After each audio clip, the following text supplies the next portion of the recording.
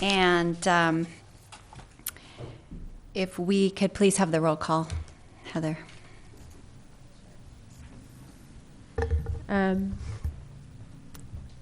Sorry, Commissioner Rick Basasha? Here. Commissioner Rose Boggs? Here.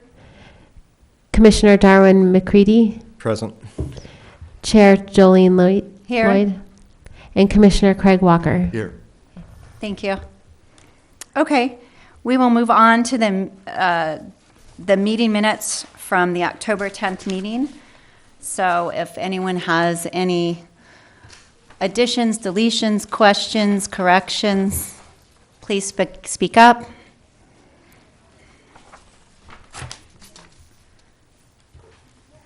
The meetings were the minutes were that good? Okay. Well, Pat's not here. Pat's not here, who sees everything. She's our editor. Oh, she's coming. Okay, well, I'll wait until she enters the room and see if she has any corrections to the meeting minutes. When Pat enters the room. Terry, do you have any? I'll let you sit down first. Comments about the minutes? Yeah, we're just going over the minutes of the meeting. Nobody else, I was shocked, nobody had any comments on the minutes, so I guess we will go ahead. We'll go ahead and, I was waiting for Pat. Is Pat walking in? Or, okay, so, I'll move that we accept the minutes. yes, I think we should accept the minutes. All in favor? Aye. I will abstain because I wasn't at that meeting. She's coming now. Oh, okay. All right. Well, we approved the minutes. They didn't seem problematic. Okay. We will move on to our first discussion item. We have public comments. Oh, I'm sorry. Thank you. Public comment. Thank you, Commissioner Walker. Would you like to do another roll call? Ms. Waldstein? Yes. Okay, we're gonna redo the roll call since we have a couple of members present. Commissioner Basasha? Here. Commissioner Boggs? Here. Commissioner Hill? Commissioner McCready? Here. Chair Lloyd? Here. Commissioner Dorner? Commissioner Walker? Here.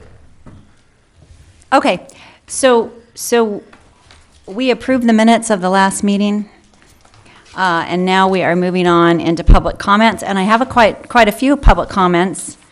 I will begin. I think they're, Are they numbered? Oh, okay. I will begin with Ann Scanlon, please. I think they're mostly on. They're not, they're on items. Actually, Those for our agenda items, not. Chair Lloyd, I think some of Okay. those Oh, comments. okay, I see.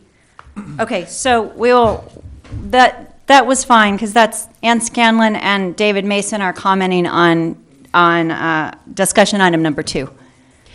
You can ask if anyone in the audience has comments, general public comments that are not on the agenda tonight, and this would be the time that they could comment. Oh, okay. All right. I do have that from David Mason. Thank you. David Mason, El Paseo Road. You can tell. Problem has been brought to my attention that has seemed to be causing sadness to some of our residents in the valley. I realize that Soul Park Clubhouse is property of the county rather than the city, but I felt that the Historic Preservation Commission should be aware of a situation that seems to have a large number of people kind of upset. The Soul family has been a part of the Ojai Valley since 1873, the same year that Ventura County was formed. The family continued to own the property until 1957, when the last survivor, Zadie Soul, gave the hundreds of acres to the county. After turning down the request from entertainer Bob Hope to purchase the ranch at any price. The original clubhouse was built in 1961, and a newer one later. Throughout the 50 years, Zadie's picture has respectfully hung in the entrance of this fine establishment. From the calls I've received at the museum, it appears that the picture is no longer hanging in the clubhouse. And the people of Ojai are asking that it be restored to its original location. Upon asking up at the Soul Park about it, the only excuse we have heard for having removed it has been, quote, "It no longer fits into our decor." I'd like to add, without Zadie, they would not have a decor. Thank you, Mr. Mason. Thank you. Any other general public comments before we move on? Okay, I'd like to call up Greg Grant to the podium. Good evening, Commissioners. Yeah, Greg Grant with the Public Works Department. I'm the director of the department. And I was hoping to briefly mention, as you might notice from the scaffolding, we've been working on the museum.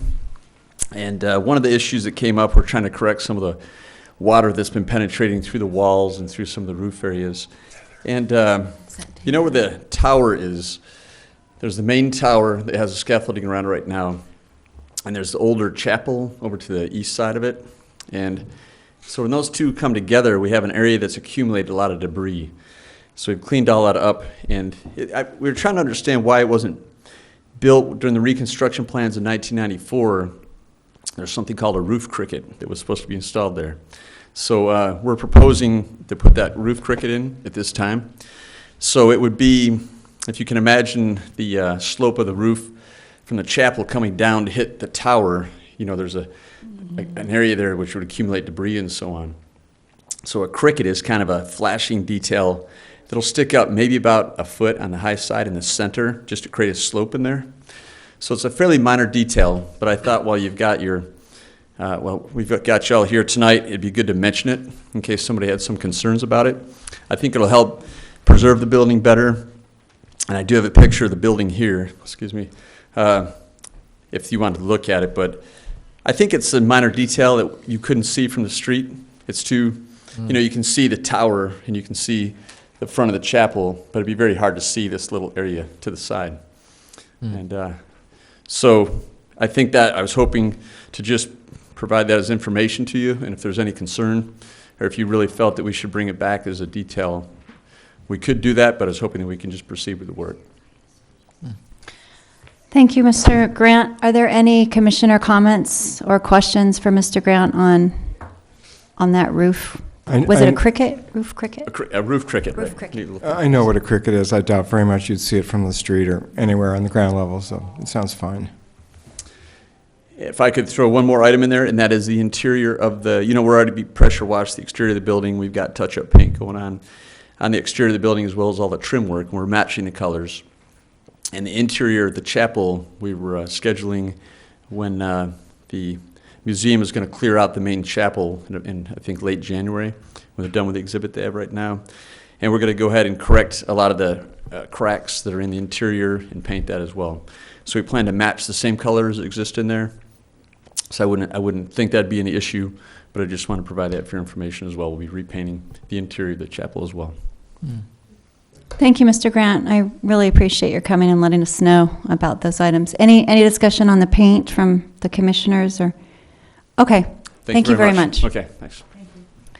Okay. Could we go back to what David Mason had to say? Yeah. Yes, we can have discussion. I'm sorry. We could have discussion on what Mr. Mason brought as a public comment. Yeah, I would think that it would be appropriate for us to write a letter from this commission. A resolution. Can't we do that? That we resolve it? A letter threatening a resolution. I mean, that is terrible. It is. I recently had lunch with my sister there because we send tourists to different eating places, and so we check out the lunch places. And the total time we were there, 3 tables had people, and that was it. And we had a long talk with the waitress about some of the things that have been going on that are not good, including taking the picture down. And obviously, she knew a lot, but according to her, the new manager just didn't know or didn't want to promote it, or she didn't know exactly what's going on. But they need some help running the restaurant, I think.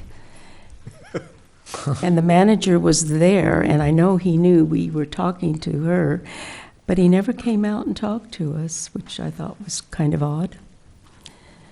But it's very sad because it's such a beautiful place to send people for lunch or breakfast, since they don't serve dinner. We don't have any power to, No. but we certainly could make a suggestion. Well, That'd be some- well, one suggestion would be to get another picture of Zadie Soul where she's not looking like 100 years old, and maybe get one of when she's younger. I Maybe. would suggest that when we send the letter to the golf course, that we also send a copy of it to the Ventura County Heritage Board, because they have jurisdiction over that. Do the supervisors have jurisdiction too? The- It's a county, Yeah, but this is the Ventura County. both. I would send letters to both. Would you be willing to write the letter, Pat? I suppose. Okay, do we need to make a motion for this, or we can just send it as our commission? Yeah. Okay, If Commissioner Dorner wanted to draft the letter, and we can send it out on the HPC letterhead. okay. Does anybody happen to know the manager's name? No, I don't. Okay. I have it at the office. Okay, then could you send me an email, David? Thank you. Okay, are there any more general public comments before we move into our first agenda item? Okay, then we're moving into our discussion items. Discussion item 2, it's a design review permit and tree permit for the Founders Workshop renovation and expansion located at Ojai Valley School, which is at 723 El Paseo Road. Yeah. I'm sorry? That's Am I? You know what? I'm sorry. I'm a bit discombobulated tonight. I thought, that's funny that's coming back. I thought that was on the last meeting. All right. Do you know want what, to borrow mine? It's more important for you to have it than for me to have it. It's in your big packet. Oh, okay. Zoe. All right. I have it. Okay, I'm sorry. I pulled it apart. So we'll go back to 2, but not from October, and it's a design review permit to add a gate to the rear parking lot of the Ojai Valley Museum property located at 130 West Ojai Avenue. And the property owner is the city of Ojai. The applicant is here with us tonight, Ann Scanlon, the Ojai Valley Museum representative. And Ms. Waldstein, do you have a report on this? Yes, I do. Thank you, Chair and members of the Historic Preservation Commission. The item before you is a request to provide a secured gate at the drive entrance to the Ojai Valley Museum. The applicant is the Ojai Valley Museum, and the owner of the property is the city of Ojai. I believe the applicant, Ann Scanlon, is in the audience, so once I complete my report, I'm sure she'd be happy to answer any questions that you have. The subject site is located at the northeast corner of Blanche and Ojai Avenue at 130 West Ojai Avenue. The proposal is for a 6-foot-high double drive gate that would extend along the 5-foot width of the driveway entrance off Blanche Street. It'll match the existing redwood board fence on the adjacent trash enclosure. The applicant has stated that the gate will remain open during the museum and office hours, and that it will be locked for after hours, or if there is an event occurring in the parking lot, namely when there's children's activities, they'd like to secure the area so that people don't drive into the parking lot. A condition has been added to the project from the Ventura County Fire Department to install Knox box for emergency access to the gate during after hours. The project site is landmark number 7 and requires the Historic Preservation Commission's approval of a design review permit to review any alterations to the project site, including this gate. Staff would like to note that since the drafting of this report, the police department pointed out that there's a gap between the building and the existing trash enclosure, and they would like to see that closed up as well. Because if the intent is to kind of secure the site, that gap still leaves room for people to get in there. So maybe the applicant can speak to that when they get up to speak. And I'd also like to remove the standard legal conditions in the resolution. I don't know if any of you noticed that, but one of the commissioners pointed out to me that we have standard legal conditions that we require of most projects, but because this is the city of Ojai's project site, it doesn't make sense to add these conditions. So I just like to omit them from the resolution, and we'll draft up a new resolution to be signed, but just letting you know now. What page are those on? That would be on the third page of the resolution under Community Development Department conditions. It starts with condition 5, legal requirements. A, B, and C. Yes.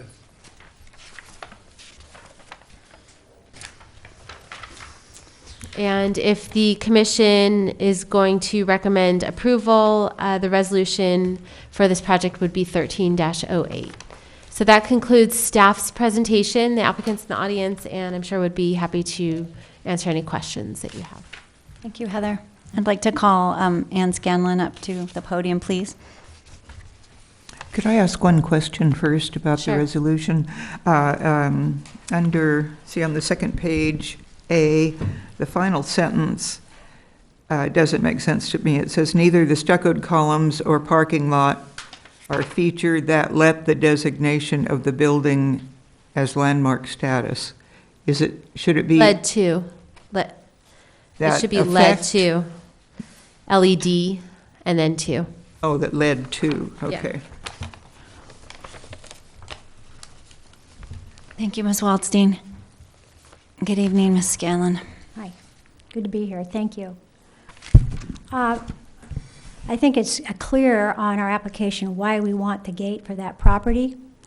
Not only for security for when we have events for children, because we cannot have events in our back parking lot on our patio for children if we don't have the gate to secure them from running out in the street. We cannot have events. We can't get insurance unless we have a gate there that would make that part secure. And over on, as you're facing the gate, over on the left-hand side, there is another gap between the wall and the property next door's wall that we're going to have closed up too to secure that. And we can do into the trash area, we can put a lock on that gate. So it's imperative for us to have this gate for a couple of reasons.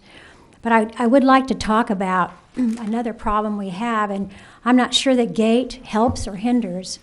We're having trouble with homeless in there every night, and they can get over the wall. I mean, if we have a gate, they can still get over the wall. Whether they can get into the trash area, they can go over a small wall there, and then they can stand up on the trash cans and get over into the parking lot. If we have all that secured with locks, it doesn't really matter. And the problem is if they went in there and slept, it wouldn't be so bad, but what's been happening is they go in there and they sleep and they leave their trash and they leave their human waste there as well for us to clean up. Number one, this is a National Historical Landmark that should not have that happening on its premises. Another, it's very unhealthy and dangerous. We have to have somebody come and clean it up. Luckily, we have a person who's working at the museum part-time to help us clean up some areas that we need to clean up on the interior. He's been going out there every morning and cleaning that up. Another time, over on the other side of the building, next to the mob shop, we've had docents that had to go out there and clean up horrible messes from the homeless. I mean, it's human waste that they've had to clean up. We can't ask our docents, we can't ask our part-time help people to go out and do that. That is not right. And our director has asked the police to come in and check that. I don't know if they drive in or not, but if they drive in every night and look for the homeless, they would see them over in the patio. And if they just shine their light into the parking lot, they won't see them because they're not there. They're on the patio as far over towards the building as they can get. So it's a real problem for us. It worries me that we could have break-in, we can have fire started, and then plus we have the debris issue that we have to deal with. I don't see that as a museum problem. I see that as a city problem in that they own the property and should deal with that somehow. And of course, if you try to have some way to keep people from going over the walls, I don't know what else you do. You can't have barbed wire in a National Historic Landmark, I wouldn't think. And that's a concern for this commission, is to figure out, maybe working with the city somehow, on how we can secure as much as possible and keep people out of there. As I said, if they wanted to go there and sleep, we wouldn't have a problem with that. But it's the other issues that they bring with that that concerns us greatly. So I just wanted you to be aware that there's a lot of issues here, and the gate may help, the gate may not help, because I don't think the police are going to come and unlock the gate with the lock boxes on there and go in and check. I don't think they even go in there now when it's open. So, I don't, David, did you want to talk to that too? When you're through. Okay, I'm through. Does anybody have any questions? Mrs. Scanlon, I have one, and that, I thought I had heard that these homeless people also leave behind drug paraphernalia too. That's true. And that should be something that is serious enough that would get a little more police attention. The person that's working at the museum part-time, just temporarily, has found a drug paraphernalia there too, which he has to clean up. I mean, the city would come over and clean it up, but they have other jobs. I know they're very busy and they have other projects going on. So sometimes we have to wait several hours. We don't want to do that, because if somebody should be going back there for something, or people drive in the parking lot and they look over and see this mess, that's just not appropriate for that particular location. Commissioner Walker. Does the gate that you're proposing, does it alter the original wall in any way? How is it attached? Yeah. Well, there'll be posts there that it's not attached to. It's not going to alter the wall at all. It's going to be sort of like the gate on the trash area. Mm-hmm. So it's, Mrs. Gillen, would you have to have your plans revised to fill in that gap that the police noted, or would that just be a simple fix? that would just be a simple fix. We would add it on. A fence factory is going to be doing the work. They could just do what they were doing over on the other side, on the left-hand side, to close that off. But they still, if you go to the museum, you can see the short wall there where the trash receptacles are. And so they can just climb over that wall and get into the trash area, and then climb on the trash cans and jump over the wall that goes into the parking lot. So it's not very secure. So that's the problem we have. If they really want to get in there, they can, whether we have everything locked up or not. Well, it sounds like that we're talking about two different issues here. The gate is one, and the purpose of the gate is to make the parking lot sort of more of a multifunction space. Correct. And so those are the times when the gate would be in the closed position, or would it also be closed at night times? Well, our first thought was that we'd have it closed at nighttime to try to prevent people going in there easily. But I don't think realistically, I don't think that's going to make, it might make a difference, I don't know. But if the police would go in and check, it would be easier if we just left the gate open. They could drive in there and check it. Seems like the gate is a good idea. Okay, thank you very much for your consideration. Thank you. Thank you. Mr. Mason?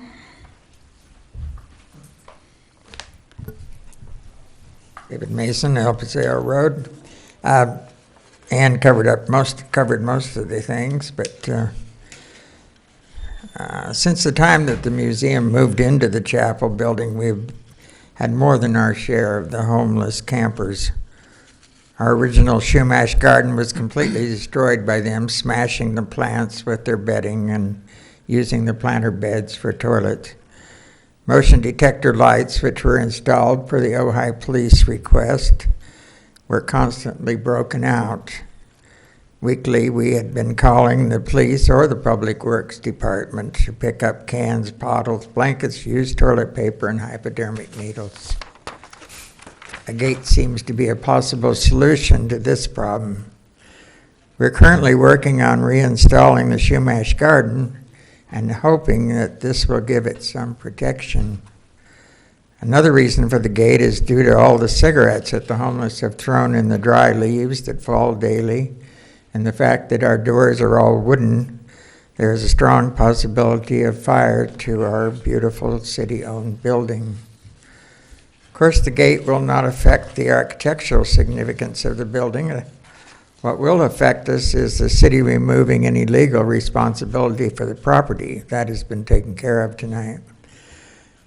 I also have some concern over the statement in section 2.1, quote, shall remain open during museum and office hours. On weekends, when I open up and lock up, there's often a few cars parked in the lot. I wouldn't want to lock them in, but I also don't want to spend the night sitting there waiting for the last person to move their car. So I don't know what the solution is there. As you all know, we had to move the Condor to the front because of the damage that it was getting in the rear.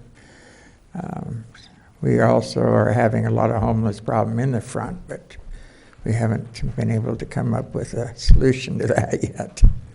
Anyway, thank you. Thank you, Mr. Mason. I was wondering if our liaison, Betsy Clapp, Councilwoman Betsy Clapp, would have any comments about the homeless situation, and if City Council could take up this issue and provide some direction. Well, as a matter of fact, on Tuesday night's meeting, Lisa Savageon came before us about a problem with the homeless in her area behind the arcade. And there's been an ongoing problem, and that we are going to be having a discussion item on our agenda about the matter, and also a group of merchants from the Downtown Association is going to get together with Chief Kinney, Rob Clark, and some other people as well, I'm not sure who, and discuss the matter and try to come up with something to do about the problem. I just emailed Rob Clark about your concern so that he's made aware of it, so that maybe we can increase some police patrol or something like that, maybe nightly, intermittently throughout the night. They could certainly go by there, it would seem to me easily. It's becoming a real problem. I'm sure that you guys know about it. Just suggestion that maybe the museum representative could be included in some of those meetings. Yeah, that's a great idea. I'll make sure that you're contacted about it. Contact Michelle. Okay, yeah, we can do that. Because something's got to be done. It's getting really, really out of control. Okay. Thank you, What Councilwoman about Clapp. I'm sorry. Go ahead. An alarm system. I mean, that doesn't seem as though it would be too difficult. Something that would notify the police department that somebody is breaking in at night. Well, I saw an ad in the Ojai Valley News for, I know nothing about them, but an Ojai security. Sometimes when I see security for Ojai, usually when you're in a big city or a larger community, the security has patrol. But we're so small, I don't think that there's really a local outpost for ADT or any of the security systems, unless I'm wrong. But I would think because the museum is a city entity that would have to be approved, and there would have to be funds approved to install any kind of security system at the museum. I had a question in that regard. Does the senior section of the city of Ojai have a senior patrol? I know in many of the communities around here, the senior citizens go out in a marked car and it visits these They do different- have that. We do in Ojai? Yeah, it's part of the sheriff's department. It's a volunteer patrol. Yeah. And indeed, these two older gentlemen drive around. So, yes. I also know in some communities they have officers on foot or on bicycles that can more easily, or on horses. That would be great for Ojai. I'm sure we could find some horses. But it sounds like I'm happy to know that the city council is aware of this, and hopefully there'll be some solution, or several solutions proposed. Maybe guard dogs, I don't know. Could have some museum guard Dobermans. That's a good idea. I know of a friend of mine who runs a shelter rescue, and they're mostly pit bulls, and pit bulls are really, they've been very maligned, but they're one of the best dogs to protect their owners and to protect their property, much like Dobermans, so. I think you have a liability issue with that. Yes. Probably. Is there any more discussion on this item, public discussion on item 2 for the gate for the museum? Okay, we'll move into commissioner discussion. Are there any comments or discussion? I still From the don't see commissioners. why just a array across that area that would trigger an alarm someplace wouldn't work. Well, I don't, when you said barbed wire, I mean, yeah, I really don't want to see, big barbed wire, but I don't know if there's something that's more subtle that would be a deterrent. I know that I've seen the little things that they put for birds or whatever, those little pointy things. So if someone put their hand on it, it's just an idea. There would be liability issues with barbed wire or anything like that. Mm-hmm. We had, at the Land Conservancy, somebody vandalizing one of our oak trees. So we discussed putting large amounts of Vaseline up in the branches. You might consider that. It seems strange that there's liability, which I know there is for the city, when really, I think they're breaking the law by trespassing. It's a sad situation, That's the way, but that's a fact with I branches. know, it's a fact of life. I know it is, so. Anyway, I hope something comes to light, Councilwoman Clapp, with this issue. I know one of the big problems, one of the problems with public areas is the right to assemble, so you have a constitutional issue. Yeah. So loitering laws tend to be struck down in courts of law, so there's a real struggle with that. There are restraining orders that are being issued, and there's a process that we're going about to take care of that, but it's sort of they come and they go. So it's probably going to be an ongoing problem. The nighttime thing certainly isn't a public place for right to assemble, I wouldn't think, so. I also just forwarded him again and asked that the museum director gets notified and invited to attend any sort of meeting about this matter. Thank So we you. can see if we can get something taken care of. Thank you very much, Councilwoman. I have one other thing to say that's more serious. I do have to deal with the homeless a lot in so-called public spaces, even though it's on private property for the Conservancy. And I just keep the pressure up. That's what I do. And I involve the police every time something happens, and they come. If you call them, they have to come. And they do come, and they take care of the problem. And by doing that, it's kind of like the hobos of the old days, where the word spreads amongst that community. And when the Ojai Meadows Preserve was first being reopened about 5 years ago, there was a huge homeless problem. And I just, one person at a time made it uncomfortable, and then it didn't become a problem, and then word spread. One day this homeless guy walked by and he said, "Man, I'm not going out there anymore." And that was because, I just kept the pressure up, and I just called the police, and they took an interest, and you have to clean it up. So I think you'll get somewhere with Chief Kenny, so thank you. Thank you, Commissioner Basaccia. Any other comments on this design review permit? I would just like to say in regard to the gate is, to me, it's very appealing. And if the fence factory executed a small little extension to cover that gap, I think that would be fine. This is in perfect keeping with the architectural style of the museum. It's a good job. Would someone like to make a motion to approve this I make project? a motion that we approve the Proposed gate. proposed gate for the museum And the and the little extension. little extension that covers the space. I'll second. All in favor? Aye. Aye. Aye. Okay.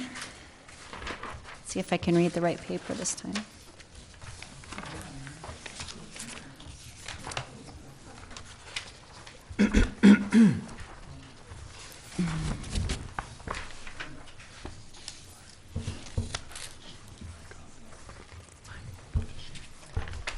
She has hers. I keep going to my wrong minutes. Why don't you put the Sorry, wrong I ones don't under know. your chair? Chair, Okay. Chair Lloyd, staff would like to suggest that the commission ask if the applicant for item number 3 is in the audience, and if not, if not, we rearrange the agenda to accommodate the applicant that's here for agenda item number 4.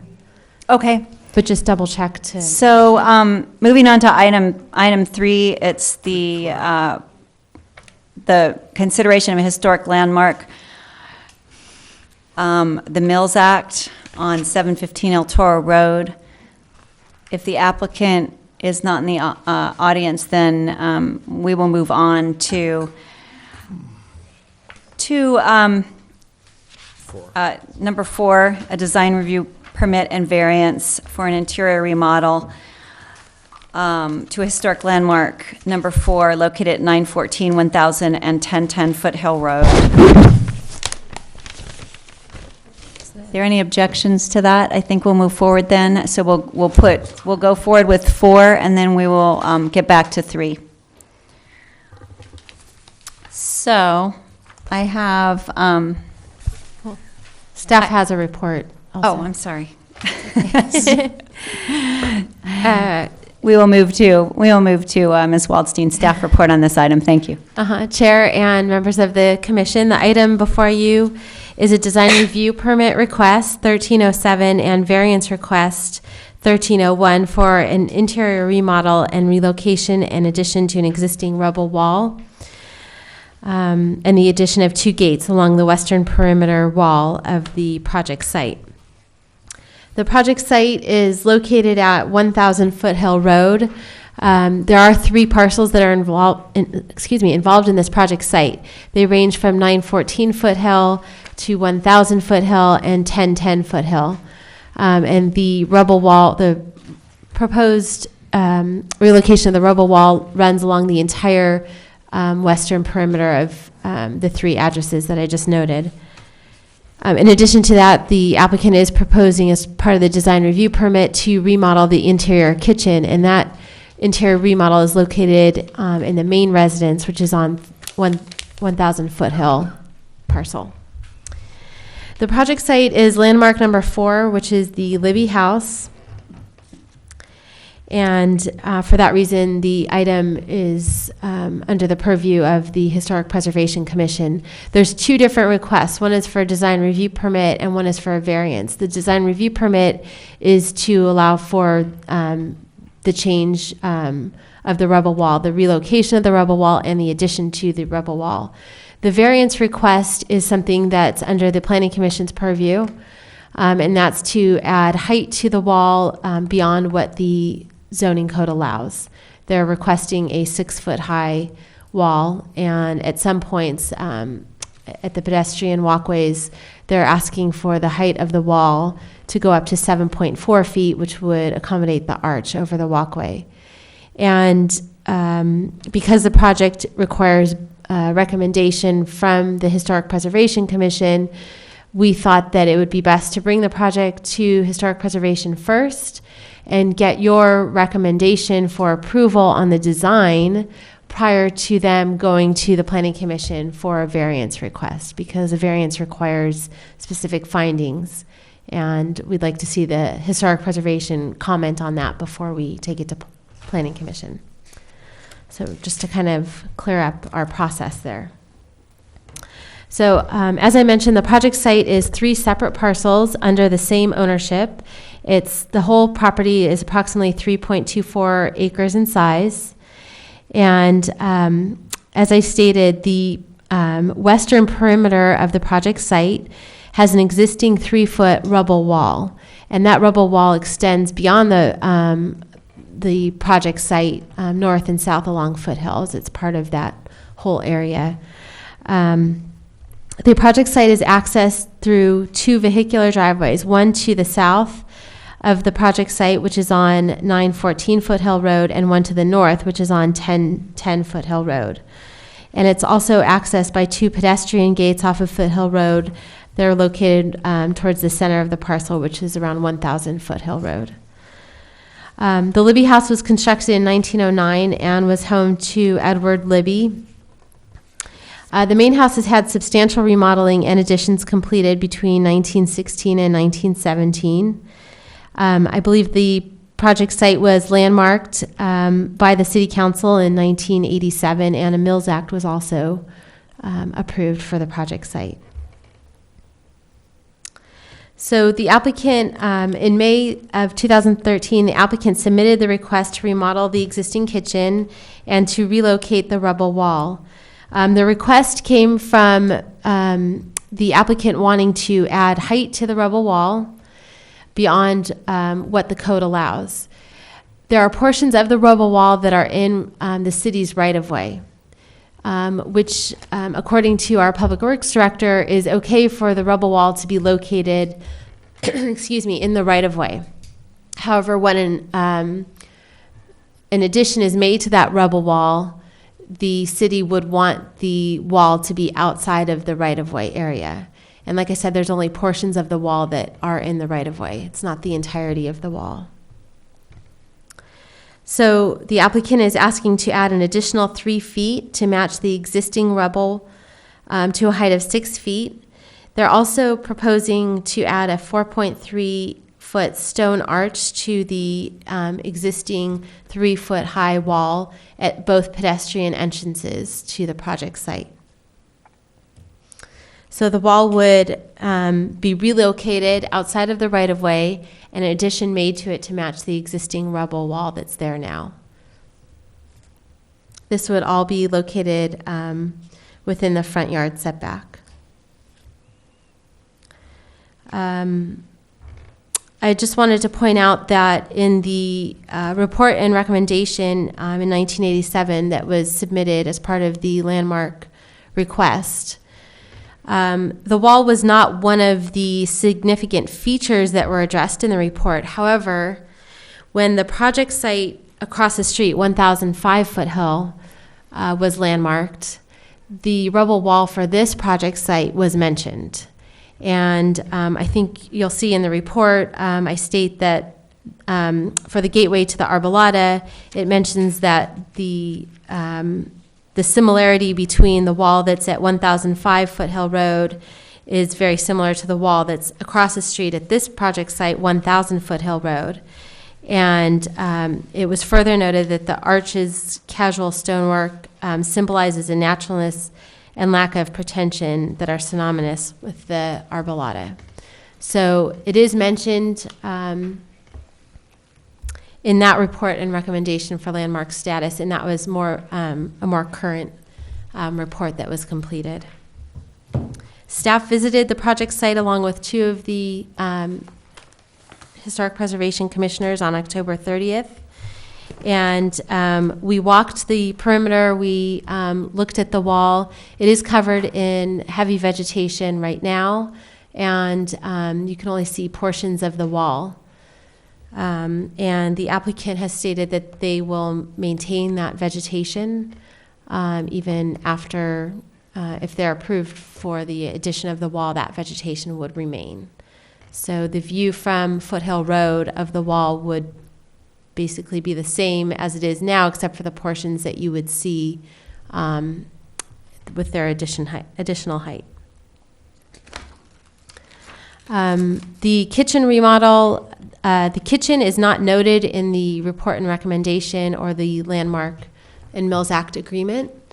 So changes to the kitchen are not part of that landmark status.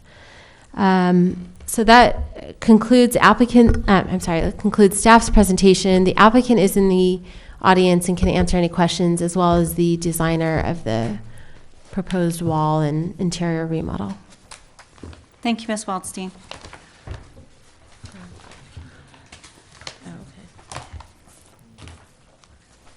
Would the applicant like to come up and make a presentation to the commission? Good evening. Thank you. My name is Ramin Shamshiri, and I'm the owner of the property, my wife and I.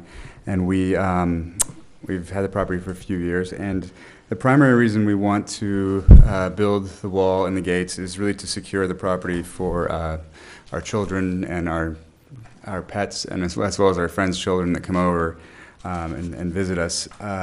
Foothill has become and is an incredibly busy road throughout the day. There's cars flying up and down the street at all times, especially now when it's getting darker earlier. It's very dark, around 5 o'clock, and our dogs have wandered out onto the road a number of times. And really, I just don't want to risk anything else with our children, because it's just a real liability, if they tend to wander out, because that current wall is so low and there's no gates, so they're right out on the street right there. I believe we're allowed to do an iron fence that's see-through, a further inset into the property as an option, by code. But we simply wanted to raise the existing stone wall because it's in its current location, because it feels most appropriate for the property. The ironwork would be significantly less expensive, but it wouldn't look right for the house. It also, there's a number of, old oaks there as well that are kind of set, the wall works around and it kind of really works naturally within the property. We also wanted to gate the driveways because we don't necessarily have a real front door. It's kind of in the back of the house, and if you go to the property, if you pull into the driveway, you come around and you're essentially in the backyard by the pool. And we've had a number of people come throughout the years that ask if there's a garage sale there, or think they're at the wrong dinner party or something, and we'll just be in our bathing suits or something, and they we tell them they're in the wrong place, and then they ask if they're gonna have to tour the house regardless. So which I would appreciate if it was scheduled, but I think it's just to try and kind of prevent looky-loos from coming through. Beyond that, we've read there's, a number of, not a number, but there's been a few home invasions over the last few years on Foothill, and it's just something, with my wife, that it's another barrier to kind of prevent people from coming onto the property if I'm not around. As a precedent, there's also a number of other houses on Foothill that have a similar wall, and, I have photos of the other properties that are my neighbors that are same size and roughly, the same height. And with the kitchen, I think, as we stated, it hasn't really been deemed historical. It was remodeled in, I think, the 60s or 70s, and I don't think originally it was, I think it was originally a butler's pantry and turned into a kitchen when it became a residence by itself. And so with that, I think we've designed something that's really in keeping with the spirit of the house, and just updating with some modern appliances and whatnot. So, there you have Thank it. you, Mr. Shamshiri. Are there any questions? Yes. Any questions from the commissioners to the applicant? I am a native of Ojai. I was born here, and I just wondered how it happened that you found this beautiful place. My wife and I looked at it years ago. We were looking for a house up here, and it was a little bit too expensive for us, and over the years the price fell, and eventually our realtor called us back and said it's still available, and we decided to make an offer, and we're lucky enough to get it. We really cherish the house, we love it, and it's been an incredible place for our family. There's so much history. And did you get any information about what it's like to live in a landmark house that also has Mills Act advantages to it? Yes, I was aware of that when we bought the house. Yes, I work in the architecture and design field, so. And you understand we're a preservation commissioners here. Yes, We want to absolutely. preserve the rebel wall. But my problem is, the site visit was at a time when the majority of the board, of the commissioners, could not go. There were only 2 of us there. And I think they can't really make a good recommendation unless they take a site visit. And I'm particularly about the rubble wall. The inside where the kitchen is, kitchens and bathrooms need to be updated. So we're not quite so strict on that. But something with the history, the historic part of the rubble wall, that's going to be difficult to try and get that changed or removed or stacked higher or anything. So anyway, I was one of the visitors, and then we didn't get to see inside the house either, so that's a negative. And so the other commissioners that didn't get to go at all, I think if the site visit was like an hour before our meeting, instead of in the morning when people that work are at work, we might be able to get our commissioners to visit the place. And I think, like I say, how can they comment when they didn't go see the place? Commissioner McCready? Just for the record, I have been through the entire house with the prior owners, so I've seen the kitchen as it is now, and so. I thought the That's why I kitchen didn't go to the wasn't, visit. I thought the kitchen wasn't part of this discussion. That's correct. As I stated in the staff report, the kitchen is not part of this because it's not mentioned in the Mills Act or the landmark. So the features of the house that you would be able to comment on would be the living room, the dining room, the sunrooms, and those beams if they were to be changed. But the kitchen is not part of it. The wall, we did plan the site visit, and it's not something we typically do for each project, but because we were going to do a site visit for another item that's on this same agenda, we tacked this one on to it. So just to clear that up. Commissioner Hill? Yes, I'd like to comment about your summarization about visiting the kitchen. You state the applicant's representative, I'm not too sure who that was, whether it was you or, okay, commented that the residents did not originally have a kitchen. For the reasons stated above, the HPC does not have the authority to review and/or comment on the kitchen remodel. And I take exception to that because the Secretary of the Interior standards stipulate new additions, exterior alterations, or related new construction shall not destroy historic materials that characterize the property. The new work shall be differentiated from the old and shall be compatible with the massing, size, scale, and architectural features to protect the historic integrity of the property and its environment. That's point 9.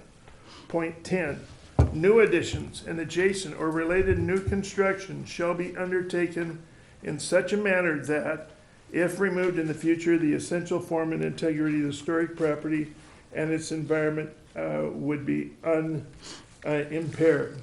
So my contention is that if you put in a new kitchen, I believe, we're very, as Commissioner Boggs mentioned, we're very sympathetic with the need for new appliances, new features in houses. But if you're planning to do something that would not be in keeping with the original concept of the rest of the house, that's our decision to make. We could bear down on it if it's in contradiction to what already stands there as a landmark and as a Mills Act property. So I just wanted to point that out. I had a number of other items. I got a whole file here on Elmer Gray and on Bob Winter's discussion of the house. This rubble wall, first of all, I have to ask a question. And that's the business about encroachment into the right-of-way. Now, the only way that that would come up, if I'm correct, is if the wall, your rubble wall were improved. That's the only way that, otherwise it would just go back and there would be no problem with the city as far as encroachment. Is that correct? Yes, that's correct. Okay. So now what I want to talk about is the wall itself. And I'm looking at a picture that was just passed around that was in the Ojai Valley News.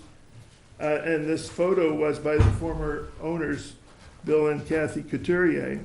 And we see this rubble wall in its splendor. Architectural historians have commented about the Libby House and say what a grand example of arts and crafts, the craftsman style architecture that it exhibits. And part of that is the casual arrangements of the entire property. Now, I know Elmer Gray, it might not have stated it back when Bob Smith owned the house in '87, but back at the turn of the century, when this house was initially designed, Elmer Gray designed all of the landscaping too, not just the house. And what you see here are boulders scattered about, but this is what we call a recumbent stone wall. And recumbent means that it's boulders leaning against other boulders. And I believe that in your description of the wall that you're going to put in, we're talking about one that's a masonry type of wall that's going to be anchored by cement, and it's going to be cut and chipped so that it's a linear type of wall. Now, the fellow in back of you is shaking his head. Chris, do you want to Can I address you? Sure. Chris would be building me. Yeah, we'd been working on the Libby House the entire time the Couturiers owned it, and I've worked with Bob Smith some, so I've got a long association with the property. Our intent would be to reconstruct the walls in a recumbent fashion, so to the point of taking the rocks that are now on top of the wall have lichen on them.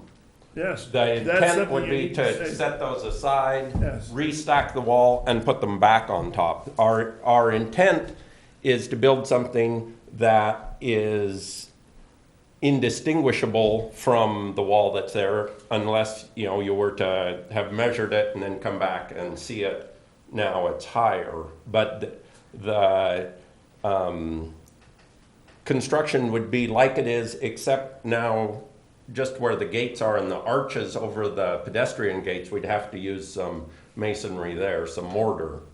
But the rest of the wall, like the existing driveway up at 1000, there's a little bit of mortar on those rocks. There are recumbent walls that have been added onto, I think maybe by Couturiers, just sort of in landscaping leading up to the original front door.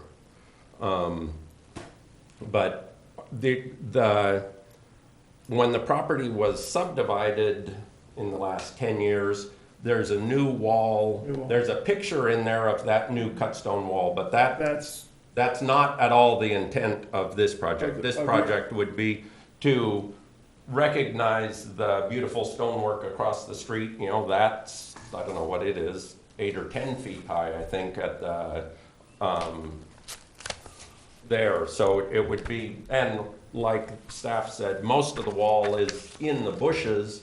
I would think that we might even take some of the old rocks out of there, put the new rocks that are obviously going to be lighter colored. The rock wall that's there now is quite dark with age. I think we could take some of the rocks that are on site and put them in the visible spots and put the new rocks in where they're completely hidden in vegetation, and keep the kids and the dogs on the property, but make something that doesn't detract would be our One of the intent. things that this particular property has is when you drive down Foothill Road, incidentally, I'm a neighbor. I live at 714 Foothill Road on the same site. I'm just 2 doors down from me. Okay. So I know the area and I know what's gone into it, and I've lived there for 50 some odd years. So I'm very acquainted with the type of architecture. One of the grand things about this house, it's one of the most romantic looking buildings in Southern California. If you look at your pictures of your, what you call the pedestrian gates, these beautiful green cutout iron strap gates in perfect harmony with these rubble walls, which are just a little bit taller than that. When you drive by, you look up the pathway and you see the house. And this is a landmark. This is one of Ojai's very most important landmarks. And one of the great things about it, it's not behind a giant wall. And it's one that passersby, they say, oh, there's the Libby House. And they look up and they see this beautiful Elmer Gray, Myron Hunt house. And that's a treat for us in Ojai. You add 3 feet more, you're gonna cut off a lot of the view of the house from the street looking up. And I'm not so sure that's a good thing. And especially with these archways that you have over it. I'd rather see it without the archways. We went with the archways kind of based, I think Requa had Because did. of the, across the street. Well, there's that, and then I think that it was like the gate to the Thomas Aquinas College that I think Requa had done the gate, and it was a similar stone archway, and we thought that it was kind of a subtle way. We thought it looked more appealing than actually just having the door with nothing above it, and just kind of. What would be better, in my estimation, is that instead of, you're proposing a pretty imposing looking gate and all of these entrances, a wood gate, what would be more appealing would be an iron gate so that you could see through. The original driveways had wood gates, and I built the gates that are there now. I rebuilt for the Couturiers quite a long time ago. Little green. Yeah, and there used to be a piece of the driveway gate laying around. It's since rotted. It was just laying out under the oak trees. But this is from the gate that was there historically, Right. really. And if you look on there are 2 sort of stone obelisks up at the 1000 entrance, and there are old hinge pintles there, where at one point there were some wooden gates. Admittedly, they weren't as tall. Yeah, I mean, I think I noted when I was speaking, the ironwork would be much easier and incredibly less expensive. We veered away from it because there's no ironwork on the entire property. It's all wood and stone, and so we didn't think it was appropriate to introduce another element that is nowhere on the property right now. And I frankly, I wouldn't, I wasn't sure how to do the ironwork that would be appropriate for the era, because there's not a lot of, I don't know. Right. I mean, there's beautiful ironwork, for instance, at the Ferndale Ranch gate for Mr. Doheny. Yeah. We could, and I do appreciate your concern about the fact that you do get a glimpse of the house as you go by, and it's conceivable that we could come up with some sort of a detail of putting some sort of, something you could see through, a wrought iron something above the existing level wall if the desire of the commission is to maintain that glimpse as you drive by. I mean, that would be a way to keep the dogs out of the street and maybe Yeah, it's- recognize your concern. Yeah, I mean, we could do it. I didn't think it looked appropriate for the property. I mean, I was really kind of just, I mean, again, it's a lot easier and it'll, One of the things that, and I don't know who the people are that did this, but it caused a lot of commentary in the Ojai Valley News when they did. If you go down Foothill a little bit farther and you go to, it's past the Presbyterian Church and you're actually on Bristol. And there's a little triangular area and you turn right all along that property. They had, it's a massive fence, a massive stone fence.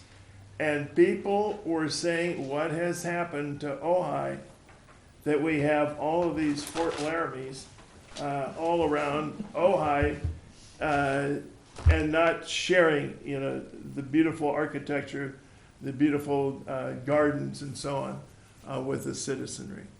And so that happened, I think, about 7-8 years ago. But it is on the mind of a lot of people in the town. I understand. Yeah, I mean, it's not something I really, it's not something I want to take away from the town. It's just really about for us trying to secure it. Like I said, I mean, you live on the road and you know how fast the cars go, and it's just it's a pretty dangerous situation just given the amount of children we have at our house, and it's we want to kind of have that comfort of not.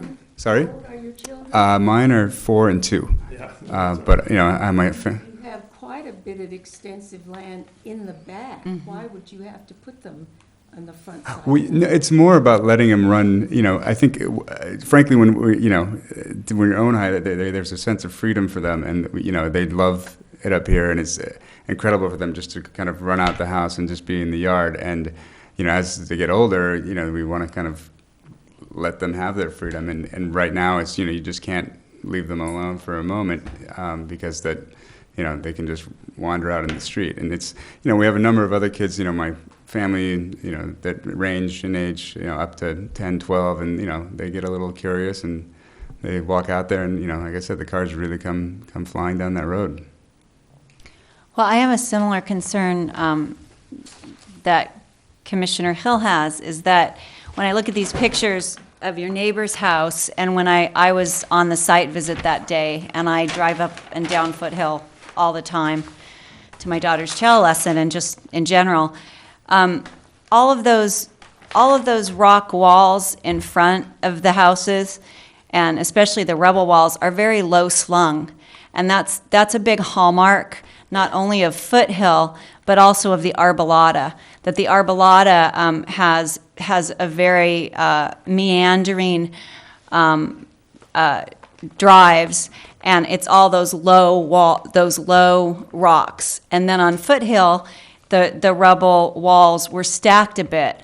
I personally don't know how you would achieve a rubble stack 6 feet high, because the hallmark of a rubble wall was low slung, so you'd have one big stone that was maybe 1.5 feet, 2 feet highest, and then you would fill it in with smaller stones, et cetera, to achieve what Commissioner Hill said was that recombinant,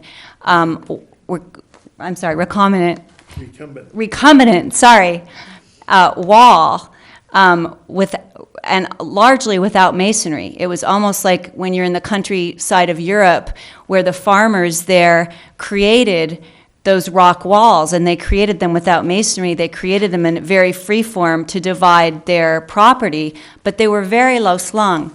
And Foothill Road does connect to the Arbolada, and it's really one of our premier areas in Ojai, not just because the houses are large or expensive, or that they're on acreage. It's because it really represents a country way of life. And all too often, when you have people come from larger cities, I don't know where you moved from, but the rush is like Commissioner Hill said, this is my property, I want to fence it off in the front. And unfortunately, I think that it's really inappropriate, especially in a place of Ojai, where we do have that open feel. And I also agree with Commissioner Boggs that Ms. Wallstein said your property is 3.2 acres. I had little children on 1.5 acres in the Arbolada, and they were in the backyard, a fenced backyard, and we had a very open area, and I would go out there with them myself and monitor them. So I don't really see that it's not that it would impede your children running free. I think that the bigger concern is that there's not another wall on Foothill that's 6 feet high that I can see in the pictures you've provided or when I drive there. So, There is. There's a number of, Casa I have, Barranca. yeah, Oh, the well, Pratt Casa wall, Barranca. the Pratt House also has a wall that's 6 feet high. They and- added that. but that's not and tell me how to say that, Recumbent. recumbent, thank you. Right. That was my concern, because when I toured your property to see the wall, the wall that we are talking about, and according to your site plan, is right at the perimeter of the property. That's that rubble wall. Then, when you walk up to the right side, the right entrance, or the more southern entrance, there's a wall that looks like the Casa Barranca. That we have those in Ojai that are stone masonry walls. So I was confused that you were going to do a rubble wall 6 feet high. Yeah, and I have to apologize to the commissioners. I was at the property at the time of our meeting. I was in the driveway at 1,000. I called the city repeatedly. I finally got cell phone numbers for staff, connected with them. I'd been sitting there for almost an hour at all the paperwork said 1,000. I walked down that way, the gardeners were there. I just missed you guys. I did take the staff and show them, this is the rubble wall that we would like to emulate. There are, I think, you can't see any of this rubble wall until you get up to what was originally the front door, and there's maybe, I don't know, 30, 40 feet where you can see the wall, and there are the sort of circular stone steps. None of that would change. None of the, the pathways or anything. It would just be the taller wall there. But if we need to maintain the visibility of the house from the street, then maybe we need to not raise the wall, but except with wrought iron or something, but that doesn't. Yeah, I mean, fit with frankly, the house. that spot too, I think that's very visible, is my son's bedroom as well. So it's it's something that, at night you're peering right in there, and it's not, I appreciate if people are coming by and enjoying the house, but at the same time, there's just, like I said, it is my son's bedroom. So,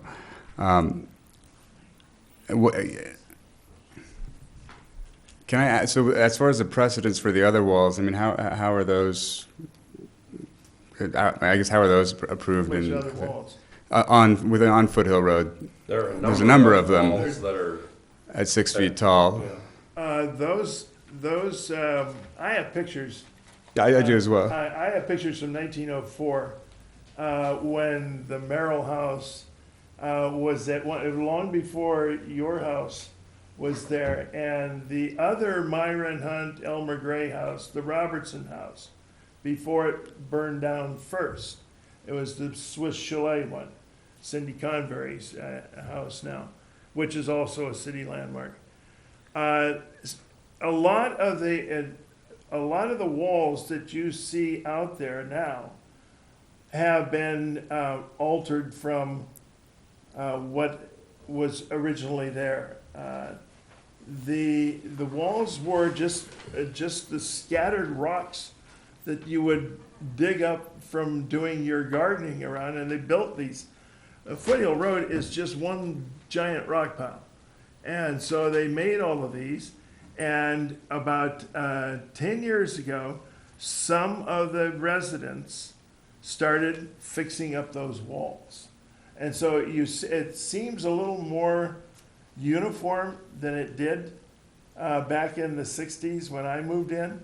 But those walls, a lot of those walls did exist. I'll have this to say about the walls on Foothill Road. There's no walls that are made out of river rock. You know, the granite type of stuff that you would get from over here at the Ventura River. It's all sandstone.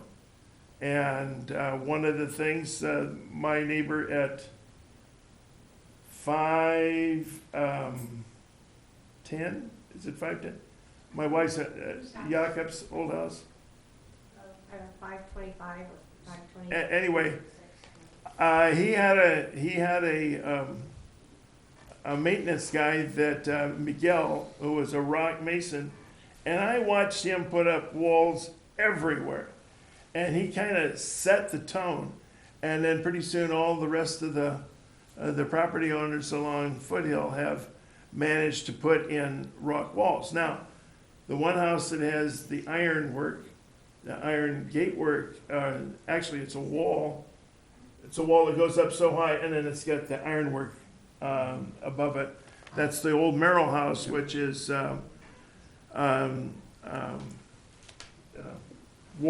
Chip Walsh's house now. But that has ironwork Right. along the whole fence.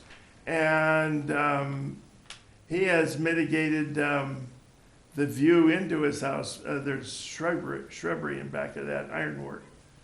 So it gives him a little more security there. I had a question also about the shrubbery, because you said you were going to maintain that. So again, on the site plan, it looks as though the wall's right at the perimeter of the lot line, but really the rubble wall and the shrubbery, when I took a site visit, they're intertwined, they're together. So I was wondering how you're going to do that. The shrubbery would have to be pruned enough to allow us to work, but the intent would be to let it regrow just as soon as possible. And almost all of the vines and whatnot are in the city right away between the wall and the street. There's very little that's on the Mr. Shamshiri's property, you know, that we'd have to cut it back a little bit to work, but then it would grow back. But from the Foothill Road side, you'd never be able to see it. You know, we wouldn't have to, it's not like we'd be coming in with a tractor, we'd be, you know, working from the backside with wheelbarrows because of all the existing landscaping around. So, you know, it wouldn't be very visible at all. Do you have a picture of what a 6-foot rubble wall would look like? I mean, I have the other walls. And it would have it would have to have masonry. Only where there's an arch. There are lots of dry stack walls that are that tall. Would it be in Especially when you know, recumbent just means reclining. Right.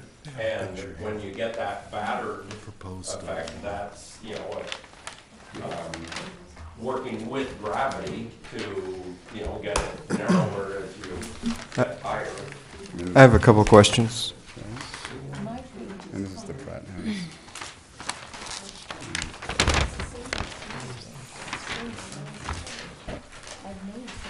These are up at the Pratt house. These are dry stacked, and this is more, you know, in keeping with the recumbent fashion there. But these, there may be some mortar in part of these walls. Right, so that's none of it visible.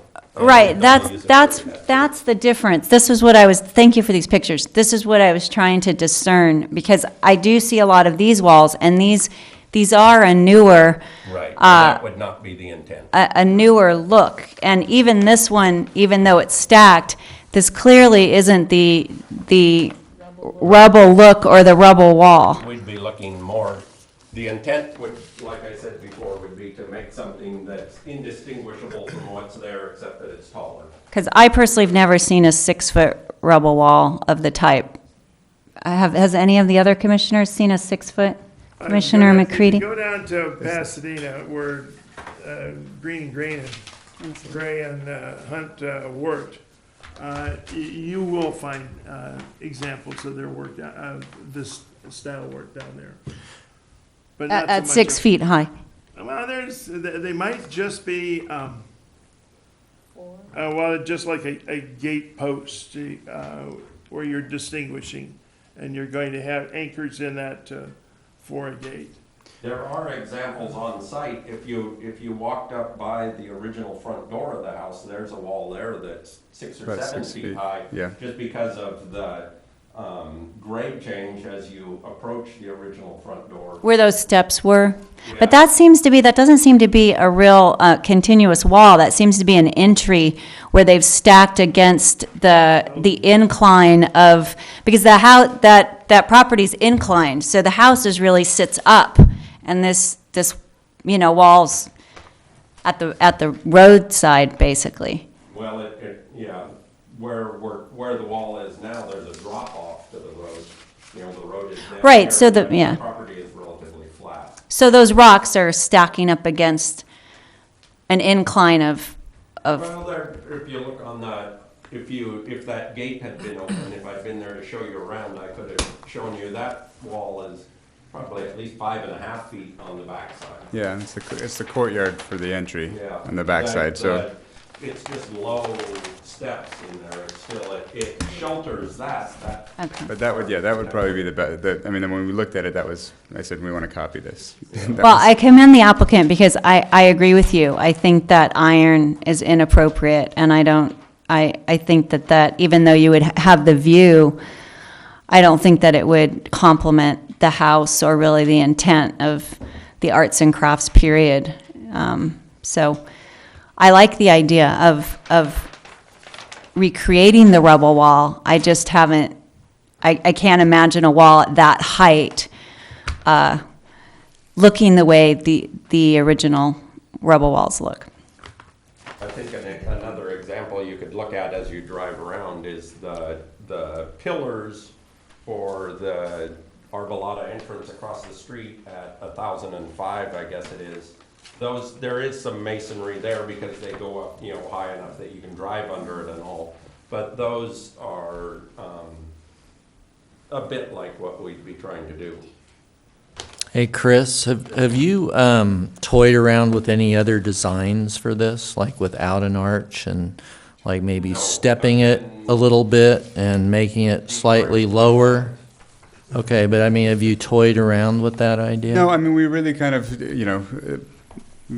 try to make it pretty straightforward and simple. I mean, we toyed around originally with different ways to address the entryways, the pedestrian entryways, and it just, visually, we just thought that the arch really looked I just subtle wanted to and- mention that this Historic Preservation Commission is not very historic. We haven't been preserving things for too many years. And so some things have been done in Ojai that would not get approval at this time. I have a couple of questions, if I could. The existing rubble wall is 3 feet high. It varies, but yeah. Is it That's a good is it acting as a retaining wall? I mean, It's not really, it's built sort of at the transition point where the property drops off, but I don't think of it as a retaining wall. It doesn't feel, I don't think it was built as a retaining it's not wall. retaining then. Yeah. Okay.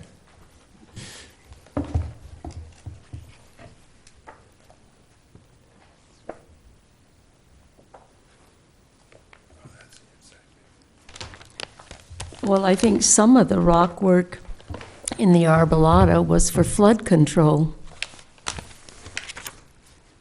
Could have been, that might make sense. Are there any more questions for the applicant? Because we do have a couple of, or at least one person from the public who'd like to speak to this issue. Do we have any more questions from the commissioners to the applicant and to the landscape designer? Thank you very much, Thank you. Mr. Shamshri. I'd like to call up Mr. Mason.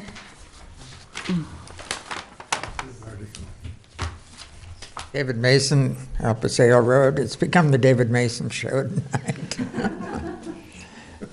You realize a 6-foot wall is taller than I am, so that's pretty high.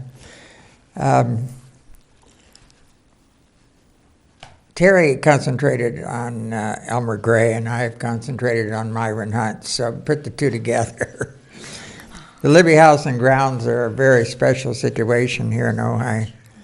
The house by architect Myron Hunt was designed equally with the grounds. Hunt grew up with his father being president of the Society of American Nurserymen, so his architectural designs would always include the landscape plan that surrounded the buildings. From a Hunt biography, I quote, "The Libby House was one of his first commissions, and for the front exterior grounds, he arranged huge boulders in a natural romantic fashion." The overall plan fit into Mr. Libby's ideal. In writing for Country Life in 1924 about the Libby neighborhood, it said, "The grounds were for the most part left natural, with no manicured lawns or flower beds like the subdivisions in other towns. Nature's handiwork caused the area to often be referred to as the most beautiful housing development in California." Committed to environmentally sensitive architecture and landscaping, Hunt's designs are as beautiful and inviting today as they were when they were first designed and built by a true artist. The changes to the kitchen have become a normal activity. The last three owners have each remodeled the room. The last owner even remodeled a bedroom and removed a bedroom and incorporated the area into enlarging the kitchen. As to the mention that the house didn't originally have a kitchen, I find that unusual due to the house being designed with a dining room, and at the time that Judge Orr purchased the property from the Libby estate, it indeed did have a kitchen. Many of these features were discussed during the time when the Mills Act was granted to this property. The thought that anyone would ever consider changing these important features never entered into the discussion. With all the changes that keep taking place now at this property, at what time do we withdraw the Mills Act status? Thank you.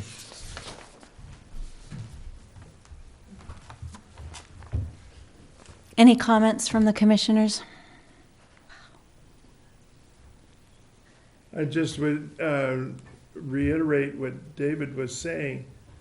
These architects, they firmly believe that you have a patch of land, and it's the land, the environment itself, that dictates what the house was going to be like. That's a basic tenet of arts and crafts of the craftsman architecture.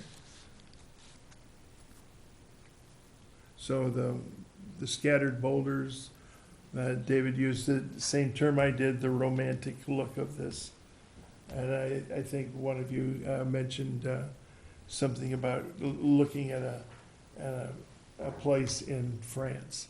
You would see this kind of old world influence on this particular property.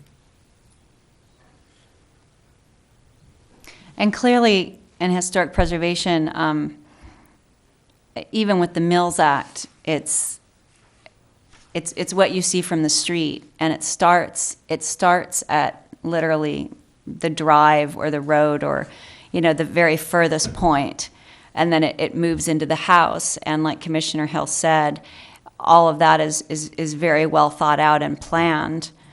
That's why in historic preservation, we don't expect people to tour your house. And we expect what's inside the house maintained by the Mills Act agreement to be maintained.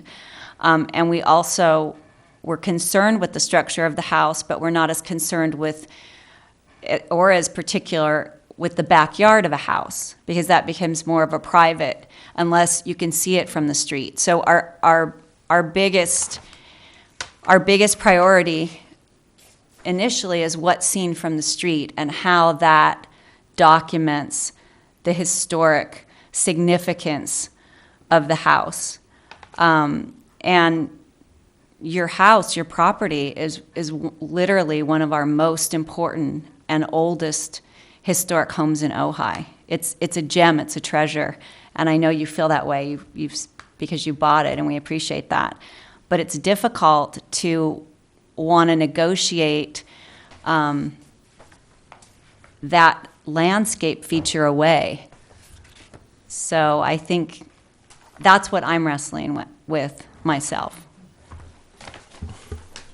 I would just like to say that I've been through the house, and I really appreciate all the effort and all the care that you've put into it. And I have every confidence that when you do the kitchen, for example, it'll be beautiful and will fit in. But I think as a member of this commission, it would be good to, as Commissioner Hill said, to at least look at what's been proposed for the kitchen so that we can just be satisfied that it does fit in and it does accentuate. And I'm not sure, is that in the plan? Okay. Yeah. I'm sorry. Yes. Page 4 and 5, something like that. Well, I am sorry that I missed the tour that you got, but I do feel that I did get a good look at it when I was there. And I feel the same as Commissioner Lloyd, that it is hard. It's very difficult, because I appreciate what your needs as a homeowner and needing to have this be your house and where you live. But knowing the architecture and knowing the intent, it's hard to, as she said, to negotiate away those features. So I would hope that you would go back and maybe try to come up with another solution if possible. That's my feeling.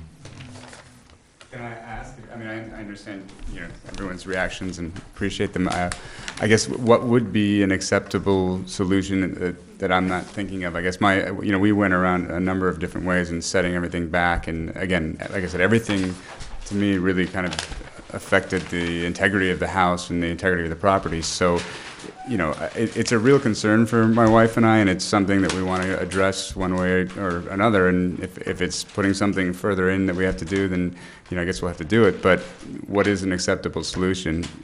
Because I think leaving it open for us it's just incredibly dangerous, especially, as our kids get older and more adventurous, and it's just not, is it the metal work? Well, on the line? I find it just a tad, I don't know what a proper word would be, but in every city, there's front yard setbacks, and especially even in Los Angeles, the city that I came from to move here, it's really, in the front yard, it's 3 feet. So anytime that you want to exceed 3 feet, you have to have a variance.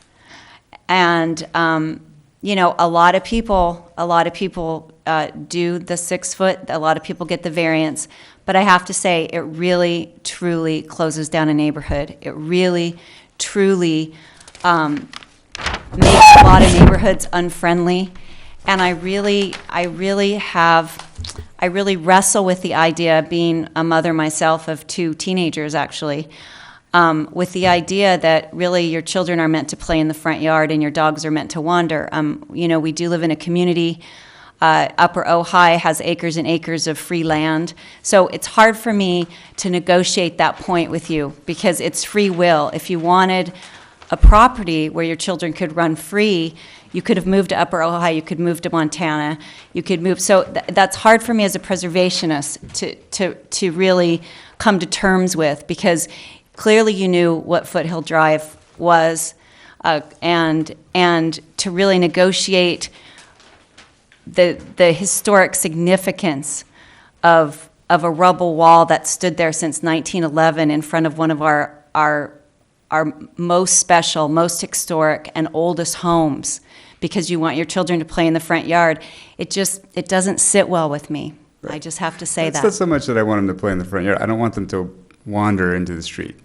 They play in the backyard. And I would say that's a parental responsibility, and not the responsibility for the Historic Preservation Commission to be responsible for. And we all parent, and we all have our priorities, and you do have 3.2 acres, and you could clearly put a backyard fence and have your kids run free. So I would like to almost take that out of the equation, because I don't think as a Historic Preservation Commission we're saying to you that we want to endanger your children or prevent them and your animals from running free on your property. That's not what we're saying. What we're saying is that that cannot be put up against, someone's health and safety of their children is a pretty big, a pretty high standard. But that's not the reason that we're wrestling with this. Yeah. I hope you understand that. No, I do. I absolutely do. And I think I guess my question is that if moving forward, I mean, I've obviously spent a lot of time on the property and thought this out. And, if we're supposed to do something to meet the codes and not apply for variance, I just think frankly, it won't look good for the house to set it within the property. And it's just going to look incredibly awkward. And I think, and if that's what we have to do, I guess, it's something that we'll look into. But, I was trying to avoid that to kind of maintain the integrity of the buildings and the structure, because it'll run along and pretty much cut into the front of the house. So I don't know, I guess what I'm asking is what is an appropriate solution that would be approved? And that's what I'm wondering for myself too. Ms. Waldstein, I have a question. So if this commission does not approve the request tonight, then this would go to planning, and planning would still consider the variance, and then would it come back to us?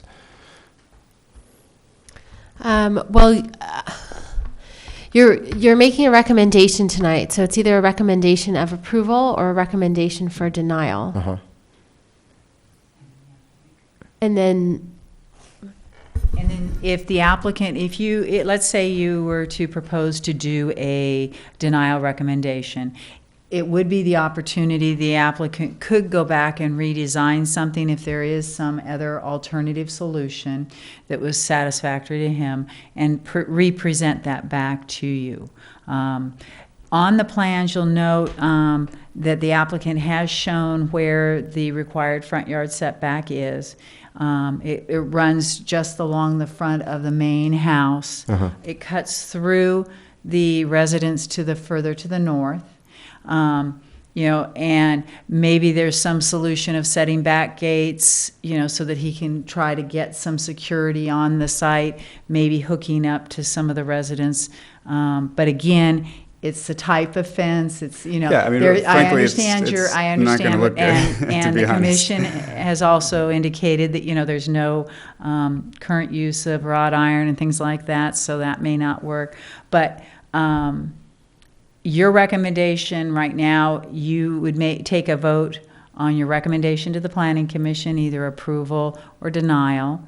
And either way, you should have your reasons why, especially if it's a denial recommendation, so that the Planning Commission understands what you're proposing. And then I think the applicant would have to look at what he wants to pursue. Does he want to go ahead and have us schedule it for the Planning Commission with a denial recommendation? Does he want to reevaluate it and come back to you? That's what I was wondering. Thank you. I had one further question about the archways over these walks. It's if you have a 6-foot-high fence, and the number that was on the plans was that the arch would be 7.3. I believe so, yes. Now, is that the inside measurement, or is that at the top of the masonry? I don't have a copy of the plan here, but I think it would be Because it seems kind of awkward, because if you, that's not much differential, just the 1 foot 3 inches. If part of that is going to be taken up with the stone. Yeah, my guess is that it's the inside, because I think there's a thickness to yeah, it. it shows 6'6" to the bottom of the arch, and then the arch itself is 1 foot 3 inches thick. Okay. Okay. Yeah, so 6'6", so it's actually 7 to the top. Okay. Is that on page 3? Yes. And that would be, just, the gate is shown as 4 feet wide, and so that, that would be sort of a 6-foot pole. Yeah. I wonder, did your real estate person explain what happens to you if you buy a landmarked? Oh yeah, no, residence? absolutely. No, with- I didn't go into this blindly. No, yeah, I mean, I know what the Mills Act is, and I appreciate it, and I don't you know, I mean, Yeah. gentleman mentioned, you know, relinquishing the Mills Act because of all the work that's been done, but I can honestly tell you, I've done nothing but restore the house Yeah. with Chris for, you know, Yeah. the last few years, and it's been a big investment for us, and it's been, you know, a project from our heart, and we love it, and we would never do anything to kind of change the house, and I think everything we've done to it was to improve it and make it safer, so, you know, we did so much New electrical. electrical, that whole knob and plumbing. tube, and, We none re- of the work is visible. Yeah, and we removed a lot of like recessed lights that were modern and kind of replaced it with wood paneling, and I mean, it was all to bring it back to what it should be. One of the things about owning a historical structure, you're really not owning it. You're a custodian. Yes, I understand that. And because somebody down the line is going to have the same responsibility that you have. And so that continues. Yes, no, I do understand that, so. I wonder if, Fine custodian. or a steward.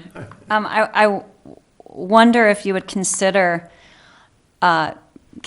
keeping the rubble, you know, keeping the rubble look, but maybe not building the wall as high, like maybe building it 4 feet and not having the arches, which again, I mean, a lot of it is the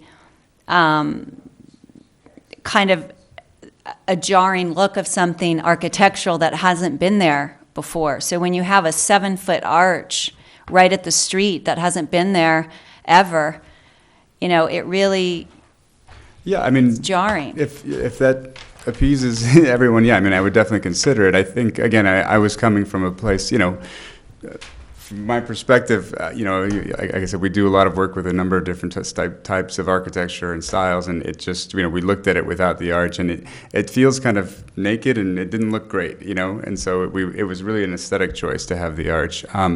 I think, you know, 4 feet, you know, I don't know if I would spend the money to do that, because I don't know if it helps the cause.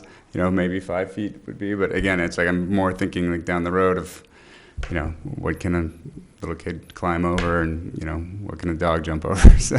You know, I went by your house the other night and took detailed pictures of about every 20 feet of your wall. And it seems to me that, I don't know how this is all going to turn out, what you're going to do.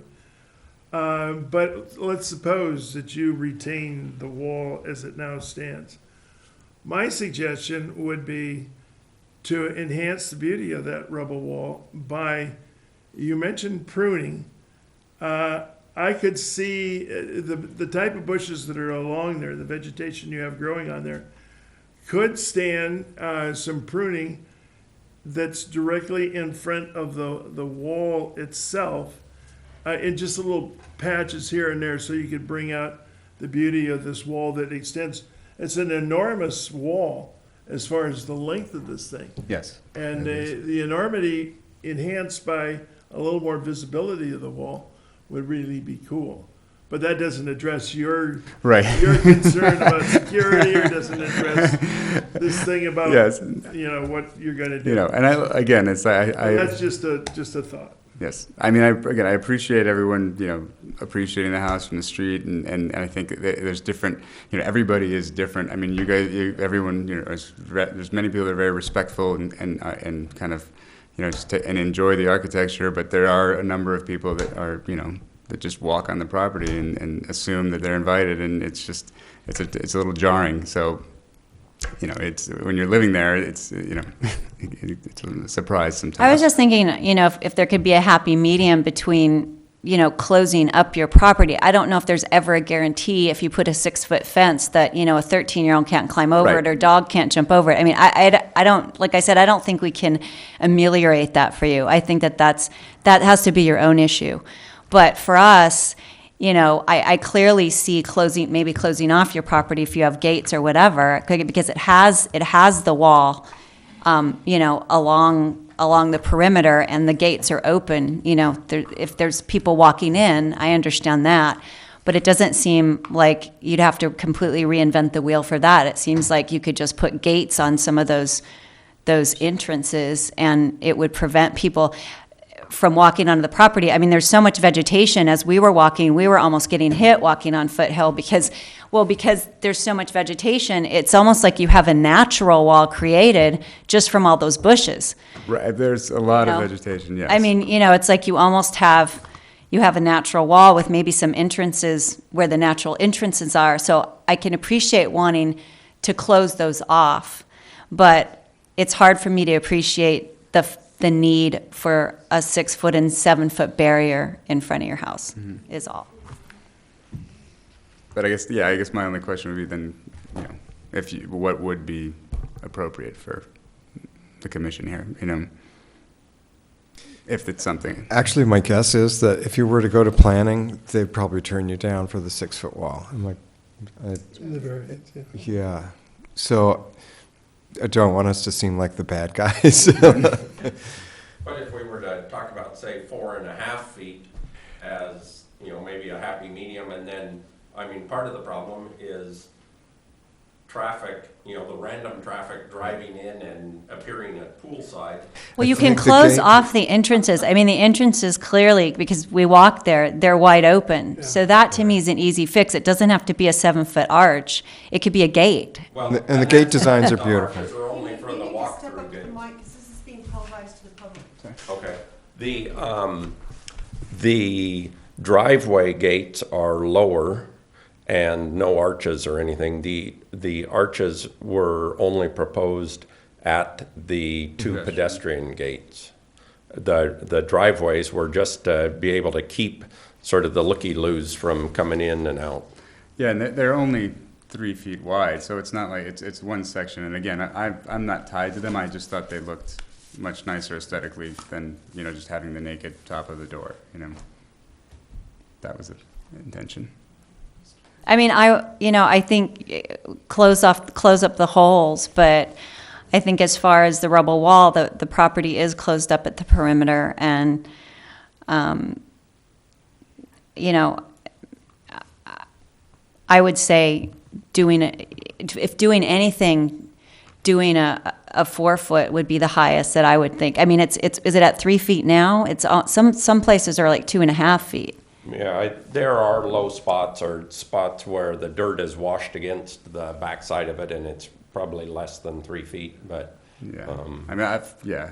4 feet's not gonna. I frankly, I wouldn't do it, because because, it's a big investment, and it doesn't really help our cause, what we're trying to achieve. I think I would look at other alternatives that would be approved, and again, that's why I'm asking what those are, because, I think the problem you're going to have is the 20-foot setback and the 3-foot height, within that 20-foot setback. And so any solution is going to run up against that. Right. So But I'm trying to think of something too. Yeah. I mean, what I would think of is fence off your backyard, and a lot of people in the Arbolada have those electronic gates or electric fences for their dogs. Yeah. I mean, I had one. I lived up on Montgomery against the hillside. Yeah, it could be argued it's not the nicest thing to do to the dogs, so I just. No, it's not that's the why I nicest haven't thing to done do, it. but again, But yeah, it's again. It's hard, again, to ameliorate your situation, because you have an agenda, and your agenda is to wall off your entire property with a 6-foot high wall and a 7-foot and 7-foot arches, ostensibly to protect your dogs and children. And our view is that we want to protect Ojai history that's been around since 1911, and we want to protect the wide open feel of the Arbolada and Foothill with the rubble walls and the country, just ambiance that people actually move there for. And then they move there, and then they put up walls and fences and gates. And so people are attracted to Ojai for its openness and its availability, and to see these beautiful old homes. And then sadly, once people get here, they want to close everything off. So it's hard to want to negotiate our open feel away on one of our premier, most historic and oldest homes. Staff would like to make a suggestion, because I hear the applicant asking for suggestions from the commission, And since Chair Lloyd has suggested that closing off the entrances, the driveway and pedestrian entrances, maybe there's a possibility to bring the wall up along the driveway on both sides to the setback, front setback area, and then bring a wall or a gate to this. It's going to be much more disruptive of Right. the open feel of the space. That's what- I mean, the wall was originally put out here, and, you know, they maybe built it however high they built it. Maybe they ran out of rocks. I mean, Not on or Foothill. money or energy. I don't think so. But I don't know that, you know,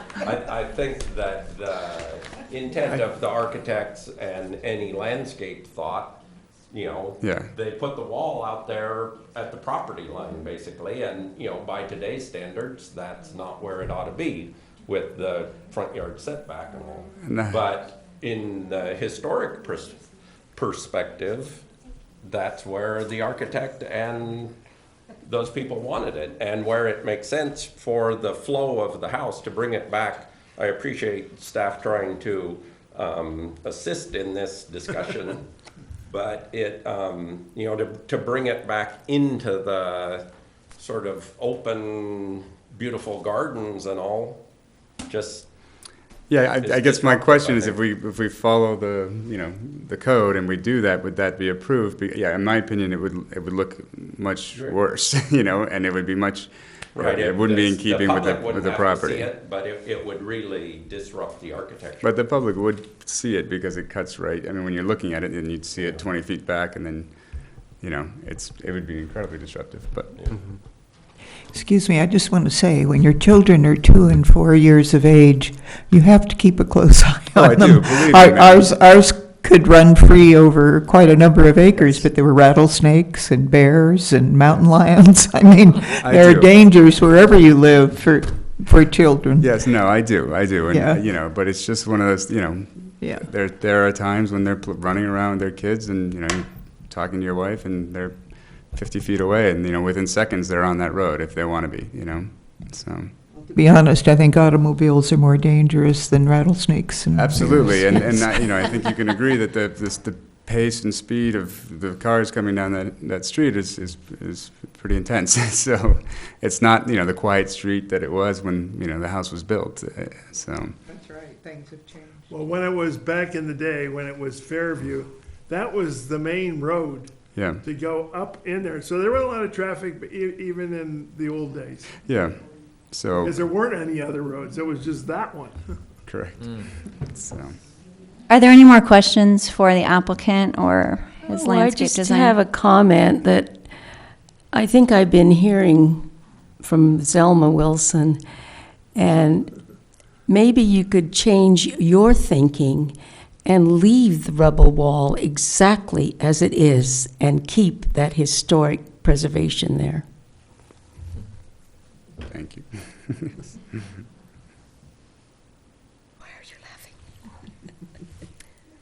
Okay, would someone, is there any more discussion amongst the commissioners on this topic? No, thank you. Okay. So, Ms. Waldstein, how will we proceed? You need to make a motion. Would someone like to make a motion? Oh, I'll make a motion that we deny the request for all the changes that they want to make. Okay, you're talking about both the, The rubble wall, okay. That's separate. all right, I'll make a motion that we deny the request for doing anything, changing the rubble wall. I have a question for staff. Ms. Waldstein, because these were together, but in your staff report, you really stated pretty bluntly that the HPC doesn't have jurisdiction over any kitchen remodel because it wasn't part of the Mills Act, but there were several commissioners, at least 2 or 3 here tonight, who begged to differ. So I don't know how to proceed forward, because these are linked together in this review permit. So I don't know if they should be separated or how we proceed. Well, the interior remodel can be either approved or denied by the Historic Preservation Commission. It does not need to go on to Planning Commission. The rubble wall needs to be a recommendation to the Planning Commission, because that's what they need the variance for. So you can make two motions. One motion to recommend to the Planning Commission denial of the design review and variance for the rubble wall. And then a second motion for the second motion for the interior remodel. Well, I personally would like to see this design review permit split apart, because I think it's a little, there's a lot of misguidance with it, because what you just said is that the HPC does have the jurisdiction to either approve or deny the kitchen remodel, even though the staff report says differently. And I feel like several commissioners really felt like they didn't have, that because the staff report contradicted that they didn't take enough time, or they didn't really understand just exactly what the kitchen remodel entailed. So it would be my recommendation that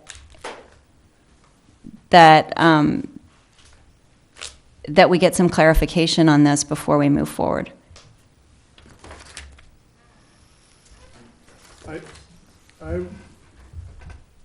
Can't we just proceed to separate the issues?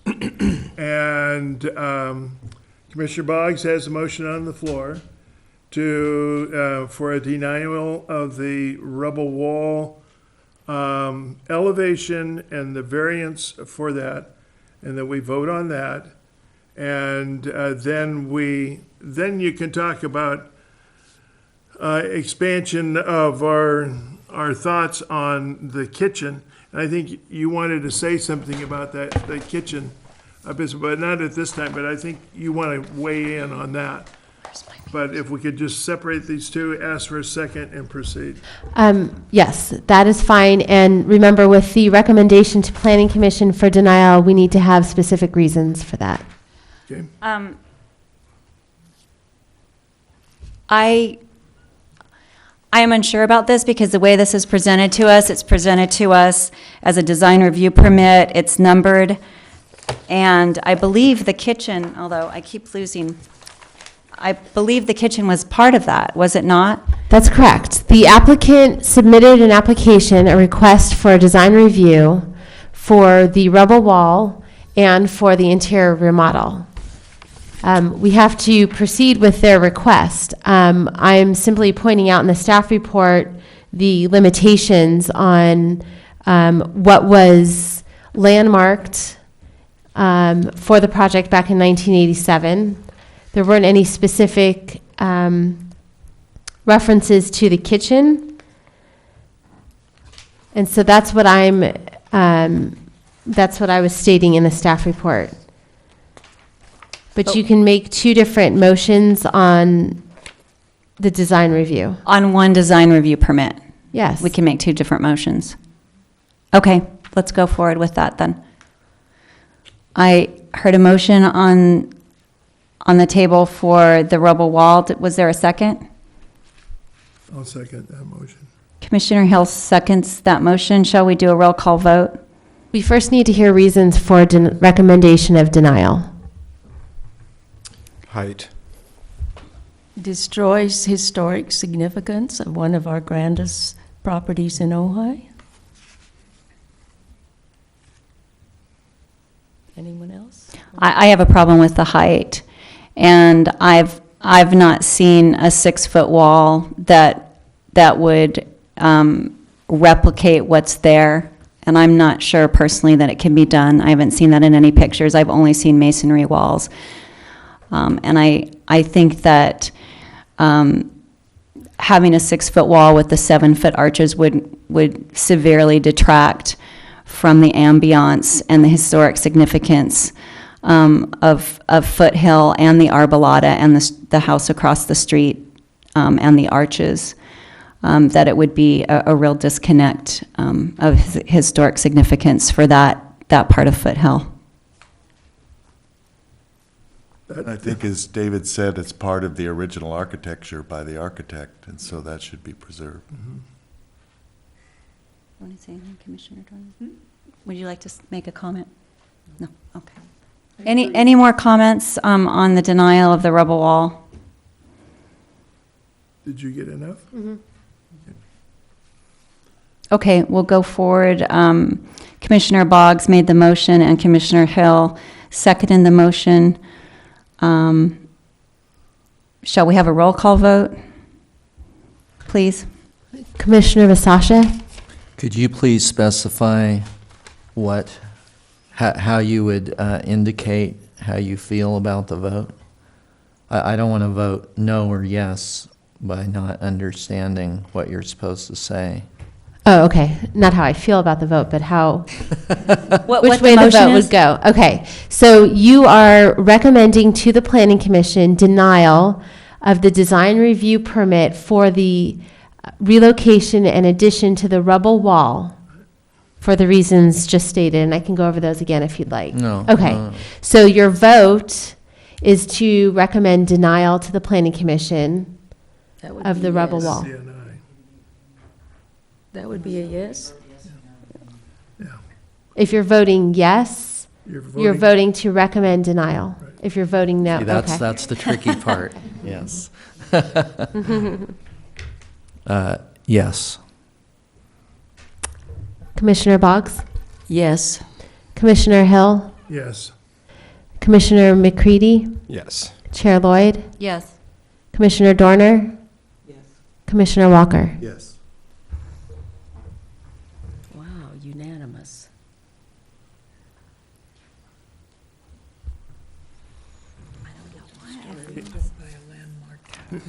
Okay, now, Lost my, what are you looking for? Oh, here it is. can we get, is it Mr. Coleman? What, you're Wilson, okay, you're Chris Wilson. Okay, can we have Mr. Wilson talk to us about the kitchen? We have to open the public hearing again. Okay, we'll reopen the public hearing on the design review permit to discuss the kitchen part of this plan. And we'd like to call Mr. Wilson up to the podium. And Yes. and will you please state your role in this? Because I thought you were the landscape designer, so I didn't realize that you're also in charge of the kitchen. My name is Chris Wilson, Okay. 999 Cliff Drive in Santa Paula, grandson of Roy Wilson, first licensed architect in Ventura County. And, Relation to Zona Wilson. no. And I'm Designed their first house.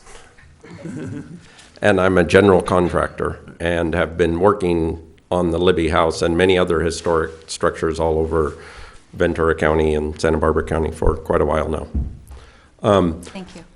It's been some time since I read the Mills Act contract or paperwork or whatever it's called, but it does specifically say that the kitchen was remodeled in the 70s and is of, I think my reading of it was an attempt to separate out the kitchen as sort of an abomination on the house and to allow for something that's more in keeping.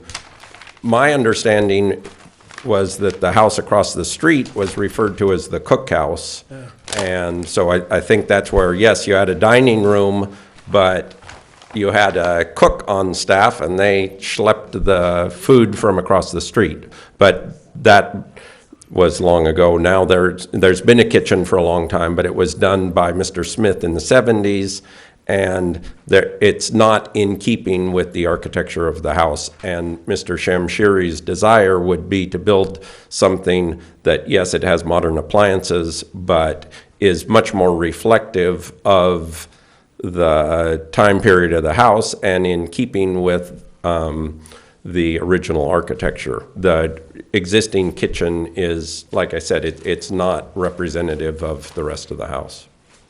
And I think that my real point is that there, as I remember reading the Mills Act, it attempted to exclude the kitchen. Do you want staff to? Oh, Mr. Shamshari would like to make a comment. If Please it come. helps, I mean, I know you have the drawings, but if it helps, I have references. No, that'd be great, yeah. That we base the drawings off of, that might help you understand. No, it helps. Pictures are worth 1,000 words, so thank you for I was bringing just this. going to ask for, Thank you. The new kitchen?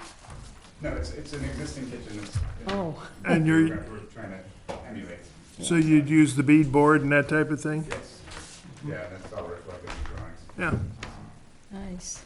Okay, Ms. Waldstein, if you'd like to give us a staff report on this, please? Or staff? Oh, no, I was just or gonna. staff comment? Yeah. On page 6 of the report and recommendation for the landmark of the Libby House, section C, it says in the case of a nominated landmark found to meet the criteria for designation, 1, the significant architectural features of the nominated landmark that should be protected. The historical property contract, which is part of the deed of the Libby property, requires the following protection. 1, owners shall preserve and maintain the exterior of the main house, guest houses, and grounds in their present conditions, and they shall not be defaced or altered in any manner that will substantially transfer or change the original appearance of the property. 2, owners shall preserve and maintain the living room, dining room, and hall of the main house, and the sun porch of the guest house, including the fireplaces and Indian design on the beams, in their present conditions, and they shall not be altered or removed. Thank you. I would say the concern with the kitchen would just be, and I was sorry to hear at some point that a bedroom was demolished, and not the current applicant or the current owner, I want to make that clear, that a bedroom was demolished to accommodate a larger kitchen. Mr. Wilson? I think that's a misperception. We did a new master bedroom and bathroom within the existing structure some years ago that was designed by David Burry and that was brought before historic preservation, and that's on the other end of the house from the kitchen. There hasn't, I mean, that did affect a bathroom. We removed an old bathroom, a little tiny thing, and put in a more substantial bathroom, but that was all subject to review of this commission. And When was that? It seemed to me that we had something that came before our commission, and they were going to deal with some substandard type of structure. we came, Just off of the living room, and you go back into that corner where there's a bedroom? well, there was the major remodel under David Burry's design for the Couturiers was probably 15 years ago. But we did come to the Historic Preservation Commission approximately a year and a half ago or something for it. We converted an old gardener's bathroom That's it. Right. to a new bathroom to service the pool area. Right. But that, once again, that was all interior. Same thing with this kitchen. There's no change whatsoever to the exterior of the structure. It's all interior, basically cabinetry and replacing a god-awful 1970s skylight that, has no relationship at all to the house. Thank you. I mean, that would be my only caveat, and I feel as looking at these site plans and speaking with Ms. Waldstein, and also Ms. McLaughlin while we were there that day, we didn't see the kitchen, but we talked about it, that the only way that it would be a problem with the Mills Act is if, you cut into an existing wall, say if a wall was bordering the kitchen and the living room, or that the kitchen remodel at some level would impact something historic on the house, either a window, a door, it would change the footprint of the house. I didn't personally see any evidence that it would, and the Mills Act, I mean, while this is lovely and is in keeping with the house, really, unless something is in the Mills Act contract, you could probably put an Italian modern kitchen in there. I wouldn't recommend it, but really, there's no purview over, over interior remodels to kitchens. Yes, there is. Only, as far as I know, only as how they impact the existing historic areas of the interior of a house. It can't, I can read you the standards for rehabilitation again. And it says the new work shall be differentiated from the old and shall be compatible with the massing, size, scale, and architectural features to protect the historic integrity of the property. But massing and architectural features, that's an exterior quality, because there's no massing within, I mean, unless he's gonna knock out the roof of the kitchen and, you know. The Mills Act is very, I don't wanna say vague, but the Mills Act, it's really hard to monitor the interior of a house that has had interior renovations, especially with respect to bathrooms and kitchens. And this house does have protection for the fireplaces, which is appropriate, and several other features. But the only way that a kitchen remodel would affect a Mills Act property, unless it specifically said the kitchen was protected, would be if that remodel impacts anything else within the interior footprint of the house that's protected. No. So as far as I'm concerned, I personally have looked at the plans. I've spoken with staff, and it seems like the kitchen remodel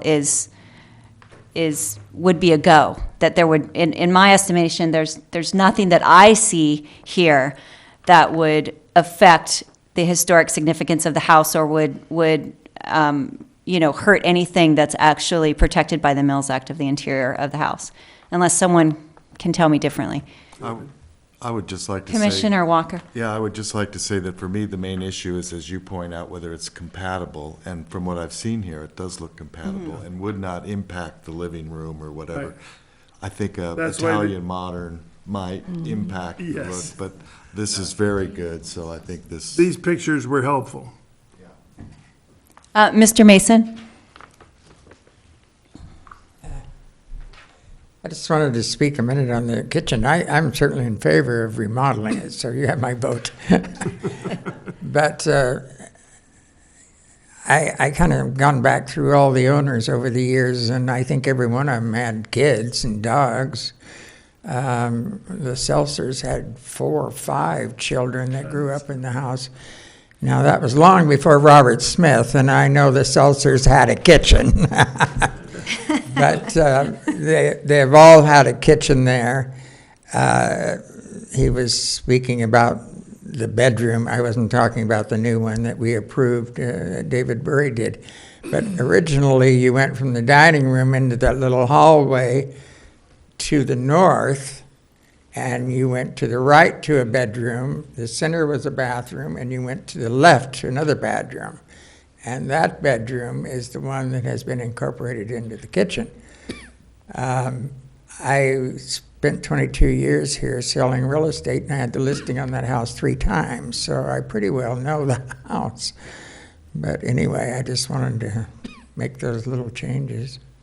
Thank you, Mr. Mason. And again, the current applicants are not planning on annexing any rooms or bathrooms or whatever. So they're working within the existing structure of what was there before they bought the house, as far as I can tell. Okay, do we need to make a motion? Will someone please do that? I would move that we approve the kitchen remodel as shown on the plans. I'll second that. All in favor? Aye. Aye. Okay, I just want to clarify really quick, because we have two motions for this one. The museum gate was Resolution 1308. The recommendation to the Planning Commission for denial of design review permit for the rubble wall is 1309. And then there will be a resolution of approval of the interior remodel for the design review permit, which will be 1310. Thank you, Ms. Waldstein. That was my initial concern, is that these weren't lumped together, just organizationally, so thank you. Well, the reason we took the project this way to the Historic Preservation Commission and bundled them was so that the applicant wouldn't have to come back and forth between HPC and Planning Commission. Okay, thank you very much. And now, I guess without further ado, we will move back to our, I'd like to thank the applicant, actually, and Mr. Wilson for being here and bringing pictures and being so thorough and really helping us understand the project. So thank you very much. And you're free to go. Can I have your pictures back?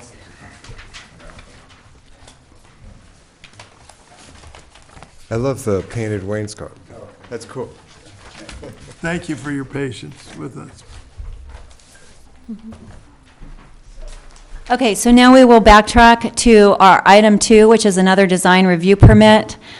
I do not see the applicant. This is item number 3. It's Mills Act. Oh, I'm sorry. I'm sorry. Item 3. Okay.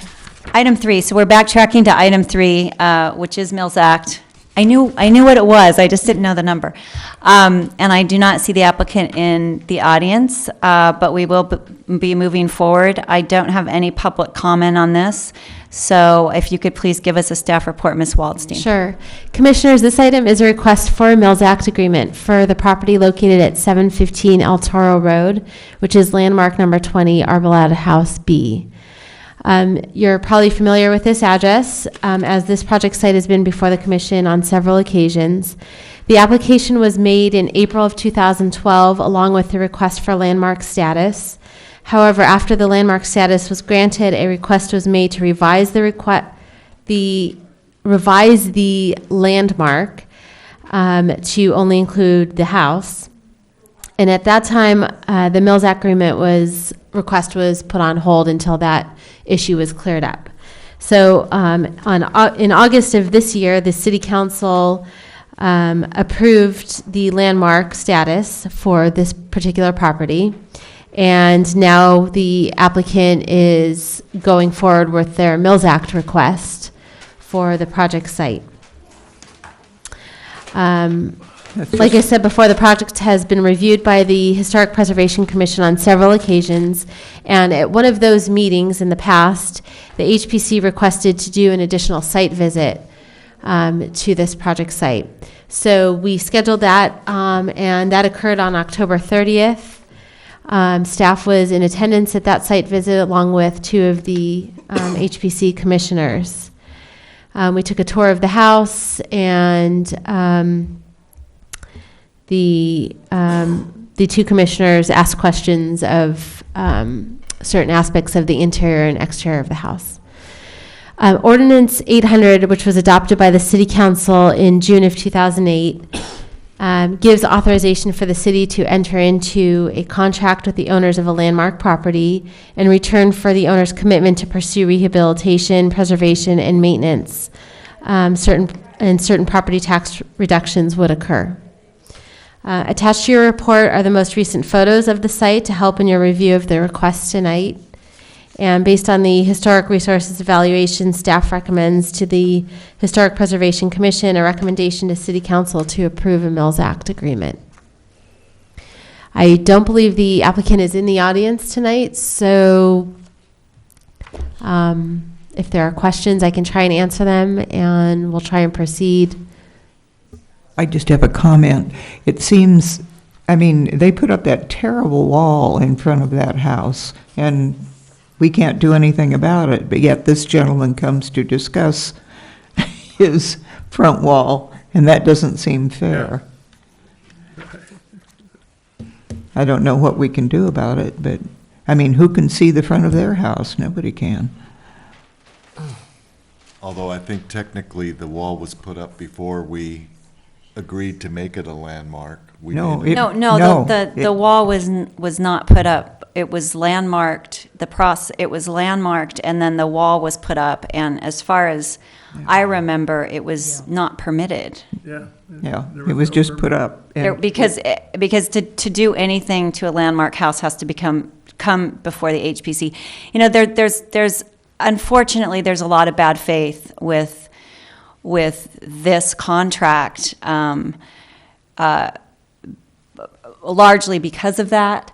I was one of the staff members, and Commissioner Boggs and Ms. Waldstein and Ms. McLaughlin did a site visit. And one of the big issues for me was the front door. And when I toured the house a year or two ago, when this first came before the HPC, the front door was not attached because they were under construction, so it was walled off with plywood. The whole front of the house has been redone and renovated, and the front door was on the side. Well, as anyone in historic preservation knows, the front door is huge, even in architecture in any way. Front doors, it's the main entrance to the house.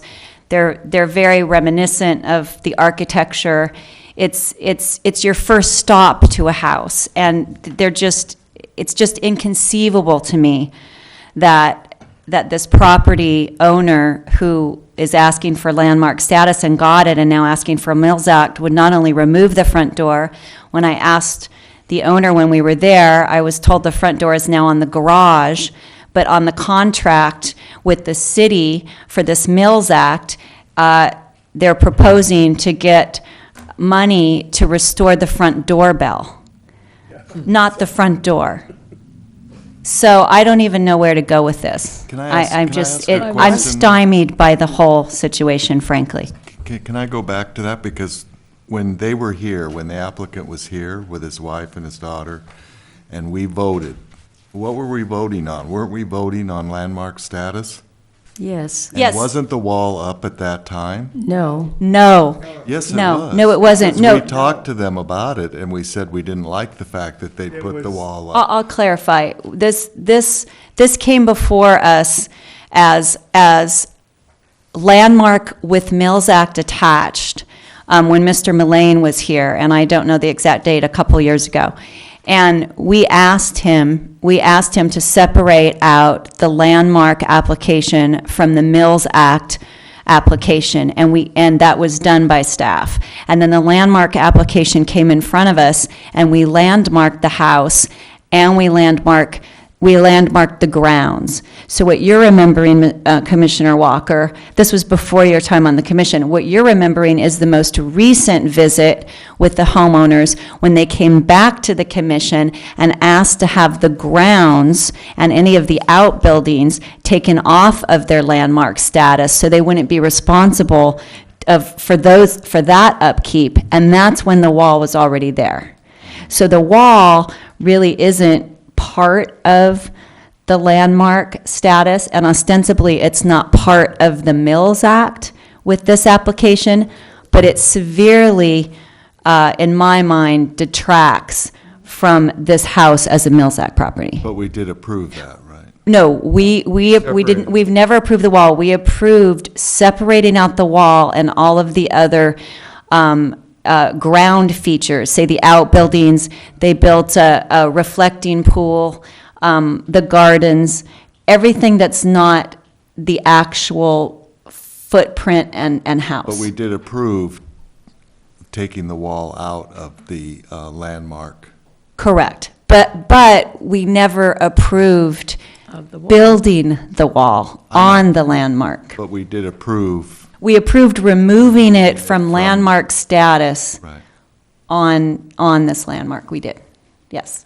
And what can you do after it's built? I don't know. I mean, what power do we have? Do we have? Without permit? Yeah. I don't know if they did it. I mean, it certainly didn't come before us because we never would have approved it. It blocks off the whole house. If it's built without permit, tell the city to tell them to take it down. Could you speak to that, Ms. Waldstein? Do you know? I don't have the history on the wall. I know that there was a history on the wall, but I don't know if it was built without permits and then they came back and got permits for the wall after the fact, or if there's just no permit on the wall. I don't know that. That's probably what happened. Wasn't It was 10 my feet understanding tall? that, I'm sorry. Wasn't it 10 feet tall or something? It's pretty tall. Yeah. It's very tall because it incorporates, in the wall, incorporates an entry.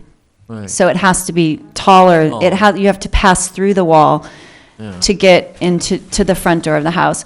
I am not sure about whether, my recollection is that it was not permitted, and then it went back and got a permit. But I know clearly that it never came before the HPC to be approved for a landmark house. And the house was clearly landmarked before the wall was installed. And Getting it really back, struck us as a sneak attack. getting back to the front door, it's not like they couldn't have used it again because they did install it in another place on the property, the Well, garage. the place I was told the front door was installed was the garage. Yeah. Which is a bit offensive. I mean, it's really hard when, so many front doors are removed or lost or termite ridden or whatever it is, but when you have a classic example of a George Washington Smith door that's removed, and it's not only the door that's removed, the whole door entry was redesigned by the architect who Right, owns the house.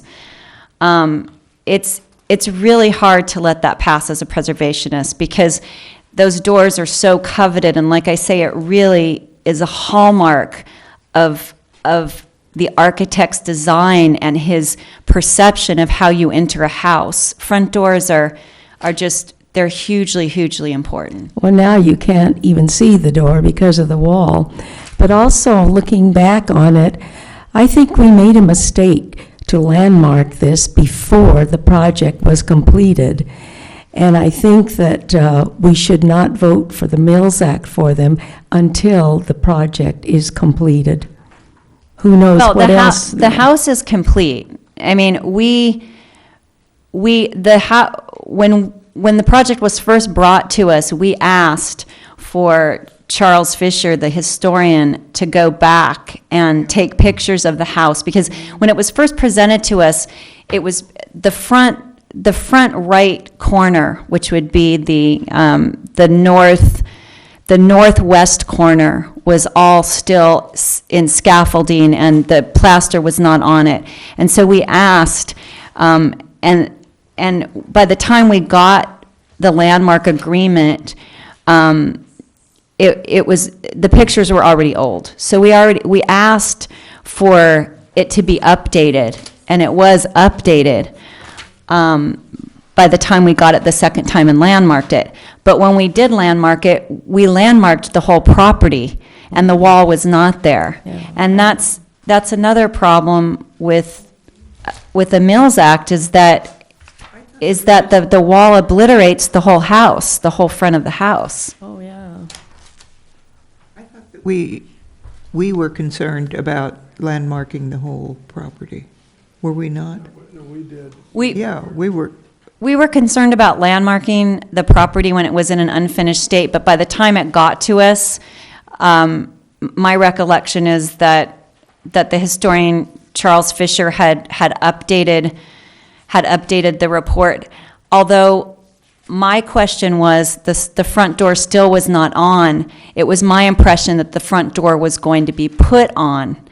If I had known that the original front door was never going to be put on, and not only was it not going to be put on, but the original entrance was going to be completely redesigned by the architect who now owns the house, and a brand new door would be put on, I know that I wouldn't have voted to landmark it.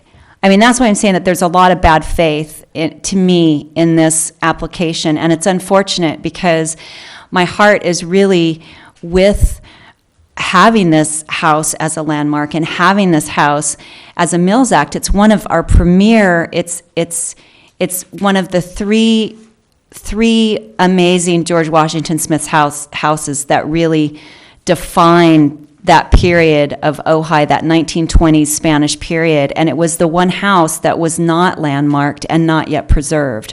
So again, this is a very kind of heart-wrenching proposal. The picture on page 35 in their attachment section B, Exhibit C, is this the front door? I'm sorry, I'm looking at a pool on page 35. 35. 37 is what I have. Yes, yes, and this is a great example of a disconnect. Yes, this is the front door, and this is the original front door with the grate and the original front entrance that has been completely obliterated, even though what should be the front door that came to us in the landmark package and the application, it was like bait and switch. This is what we saw in our packet. This is the original front door on page 37, and that's not what we have today. Now, this is on the garage now. It's now on the garage, Okay. that beautiful door. Explain, it was just you and Commissioner Boggs that went to the visitation. Explain what the entryway looks like now with the new door. Well, I don't know if I doubt there's a picture, but the new door is much narrower. It is not, the old door is a series of tongue and groove panels with big, beautiful hardware on it and a big, gorgeous grate. The new door is a very narrow wooden door that has kind of that Spanish molding on it. You know, it has a Spanish molding.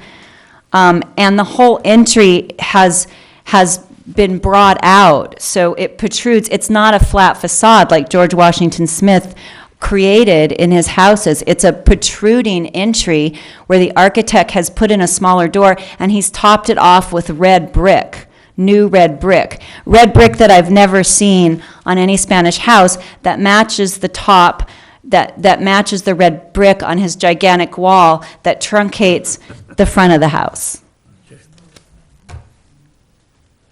It's very disheartening, to say the least, to me. And he did do a good job on restoring the outbuildings. I mean, they all look beautiful. Well, the outbuildings they're not part of this now. I know, but I mean, that's part Well, of why they're beautiful and new. he snookered us.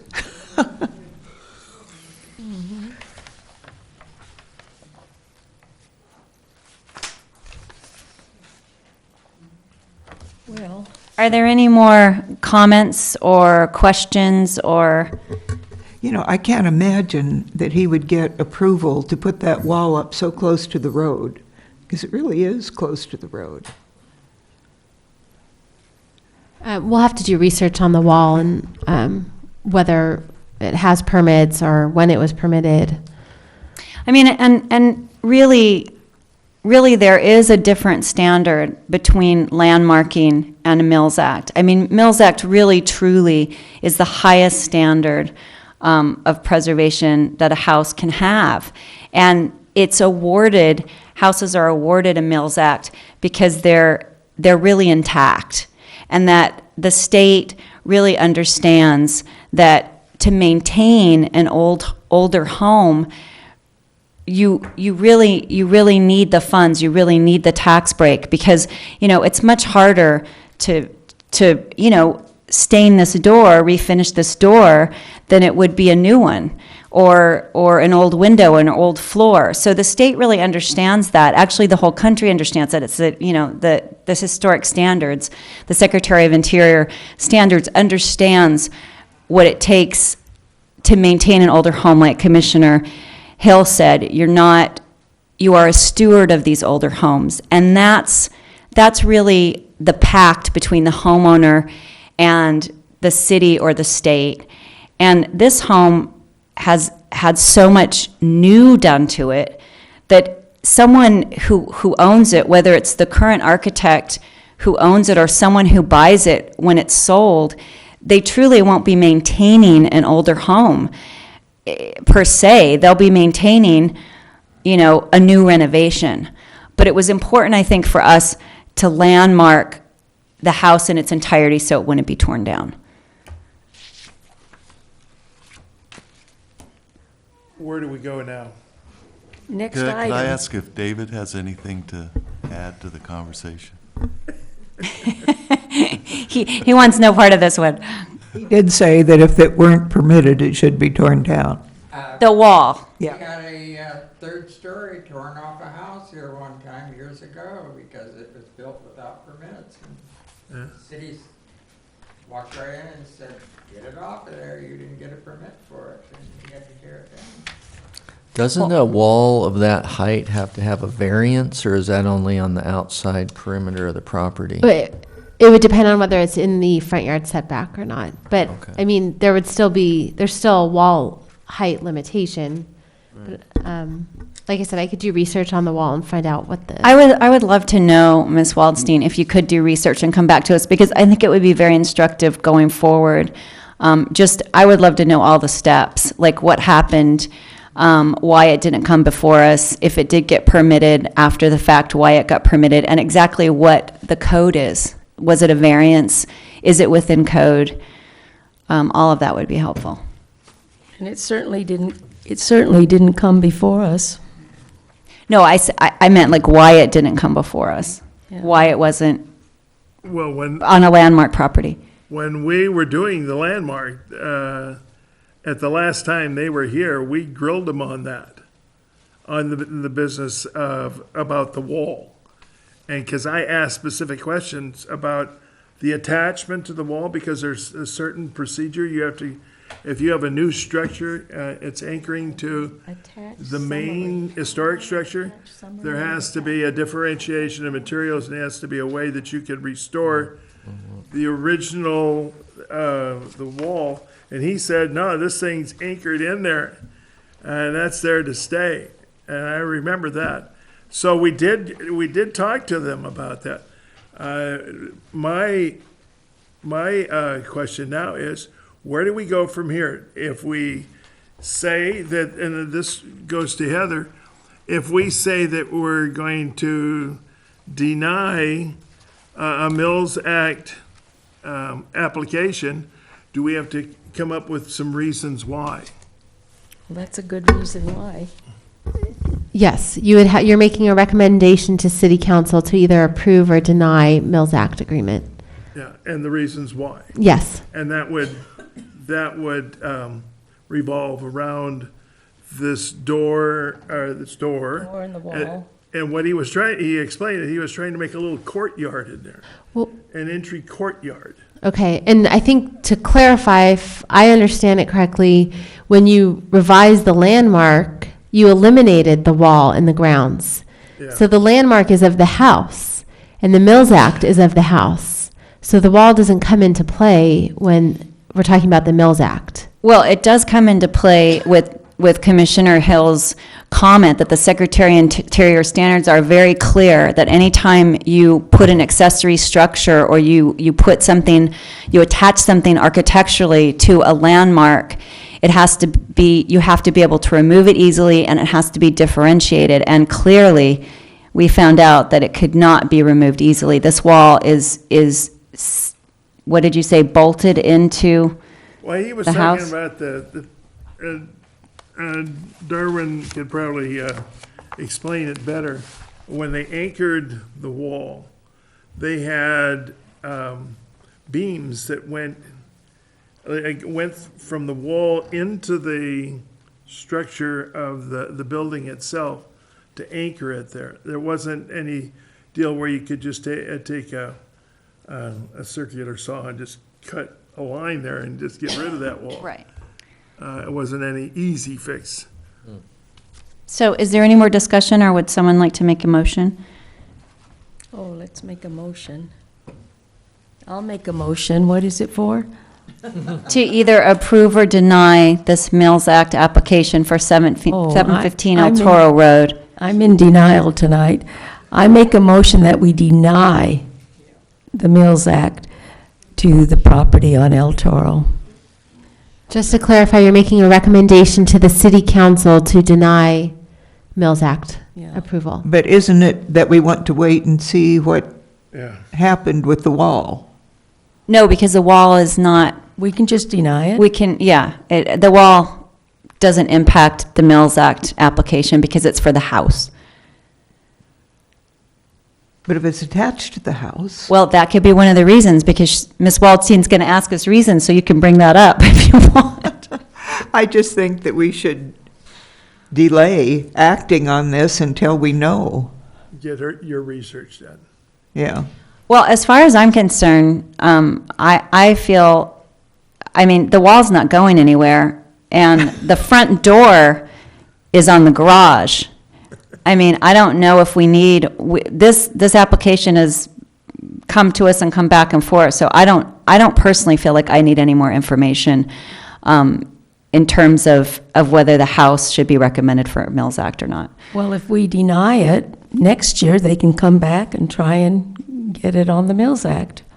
I mean, it's. Well, we're not talking about next year, we're talking about right now. No, so. but I mean, if we deny it, they still, in the future, maybe.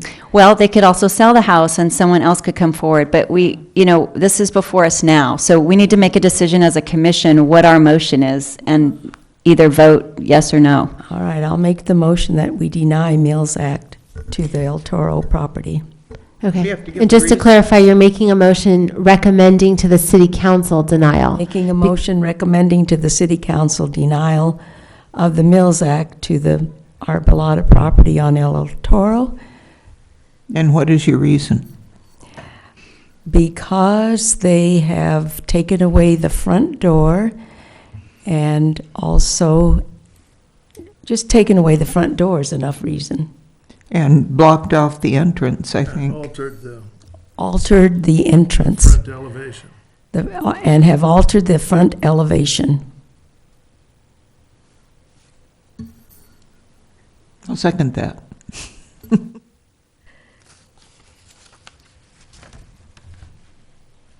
I would like to add that I feel that that this application has come to us in bad faith because I'm holding a historian report that accompanies a Mills Act application, and it's showing me what the front door looked like when in fact the front door is completely different. And I just feel like that's in bad faith. I feel like when you present an application to a commission, a governmental body, and the city council, you really need to have your facts straight. This is really bait and switch to me, and I personally don't appreciate it. Commissioner Lloyd, if you look at it, they're not quite bait and switching here because it said, it has a definer there as far as the front door. It just doesn't say, what does it say? I don't have It says Arbolada House B, original front door. Original. And it's attached to an application for Mills Act. So that is bait and switch to me, because this tells me that this is what your front door looks like on the house that you would like us to give Mills Act to. And it is not that. It is completely different.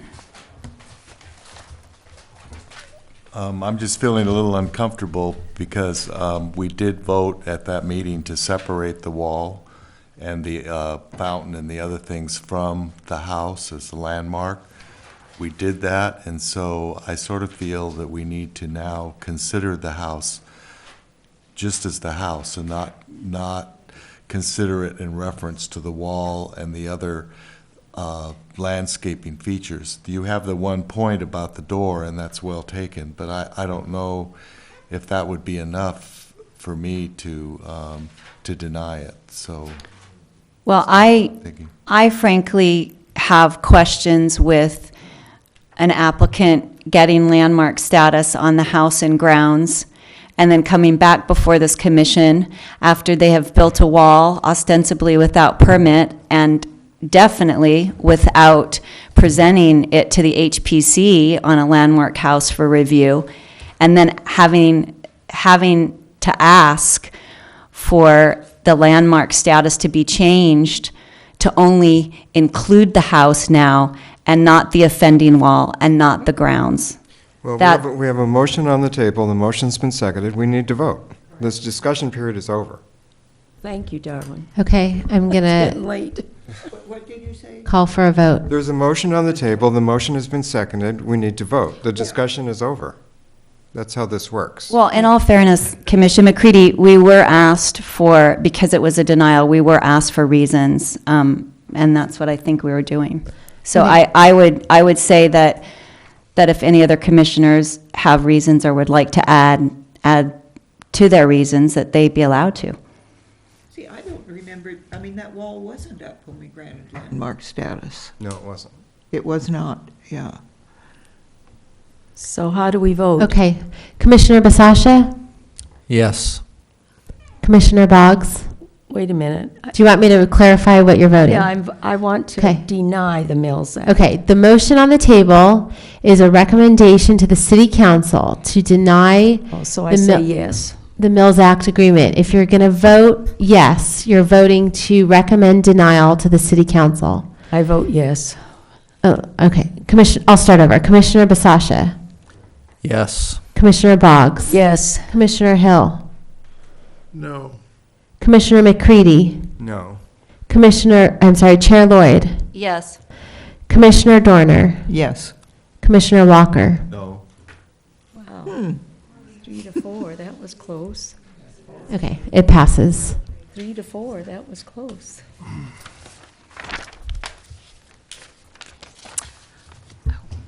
Okay. Moving Lord right almighty, it's along. time for breakfast. Scrambled eggs in the Way foyer. past my bedtime. I knew it was gonna be a long one. Yeah, I did too. I'm glad the other applicant was. May we take a 5-minute break before we move on? Or 2-minute break? We don't have the ability to put anything on the screen, so the camera will continue to roll. Okay. Voices will continue to. Okay, thanks. While we have our little break, may I make a correction to the minutes because I was absent when you approved? Did somebody correct on page Not have 2, things that you have. under Vice Chair McCready, it isn't clear story, it's clerestory, horizontal dormer. Shouldn't be that hard For items, on some of the reports and stuff. Subcommittee reports, all that. Can you say that Under again? Vice Chair McCready, the second point, Oh, yeah. yeah, it's clerestory, not clear story. And then for some reason, I didn't receive my packet last time. And says that Mr. Mason submitted his story in writing along with a photograph, and I would like that story in writing along with the photograph. David, did you do the background thing on the museum? I'd never seen this before, the pictures. She didn't say, it's just. I was wondering who was responsible for that. It was attachment, these, Clear story. they're kind of washed out pictures. I'll let you correct. Yeah. Oh, it was, the whole thing was Bob Smith's? Well, not all the new stuff, but the original. But these, because these are kind of neat pictures. I had never seen some of these pictures before. I don't know where they came Okay. Were you redesigning your wall? Yeah, I was redesigning it.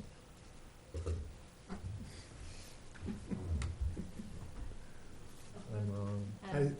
I suggested that we, Is it clear story? Jolene, that I thought it was we clear story. expedite matters and No. kind Yeah.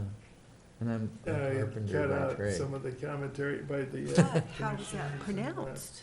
Well, Subcommittee reports unless C-L-E-R-E? it's Would Oh, it be man. a pronounced? burning issue. Yeah, it was separate. I Would know. it be clear? Yeah, well, our subcommittee. maybe Wikipedia is wrong. Look in the dictionary. What? Look that up in just the dictionary. Is there a The dictionary? Rosenbat, that's Right their there. moment. Well, yeah, but that's the same. Nope, it's clear story. You see the That definition? was a That's how good- you say good old it. idea. But what But I'm she said it's saying, clerestory. oh, well, I'm talking about the spelling. I don't know about the pronunciation. I thought it was C-L-E-R. Because it was spelled wrong in here, C-L-E-R. and I thought it was CLERSTORY. That's why when I proofread, I have a dictionary. Sounds like it's the same. I have read. Yeah. I've had grandsons that are scouts. And they would eat Well, that. it's also the thinning of the lips. Okay, we're taking a 2-minute break, so I think we're all back, and we will carry on with our agenda. So we just finished 3 because we were out of order. So now we are moving into subcommittee reports. We'll receive oral reports from staff first, and then we'll go through the committees. So Ms. Waldstein, do you have any staff reports on our subcommittees? Well, I have Ojai Day Sorry. report. Oh.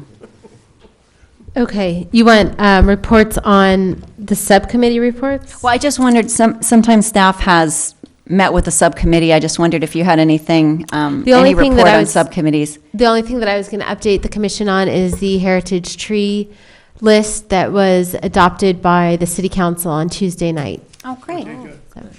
Thank you, Heritage Tree Subcommittee. You did a really, That was the well, you did a great job. So thank you. So we will, compliance review, I'm the chair of that. I have nothing to report at this point, but I did want to remind staff, and we talked about it briefly. I would like to get the Mills Act, the current Mills Act contracts that the city has, and I would like to get those available for my committee to review them. Thank you. Heritage trees? We did it. We just did it. Historic Sites of Merit Subcommittee. Commissioner Walker.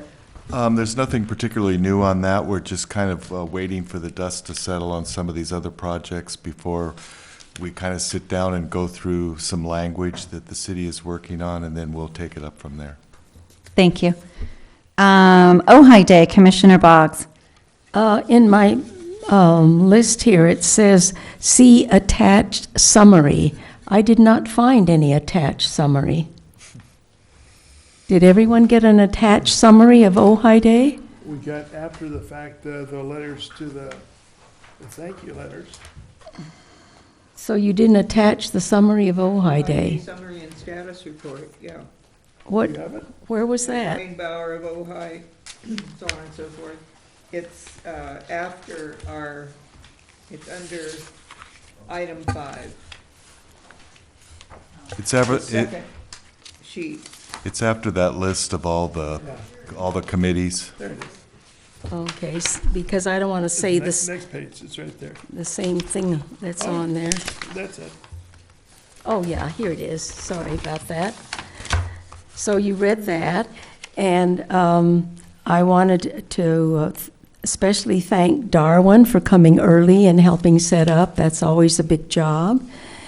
And we were set up by 11:15, even though Amber promised we'd have everything there. But apparently they did have some problems with getting enough tables because there were other booths there that didn't have tables. They had to go to the women's club or something.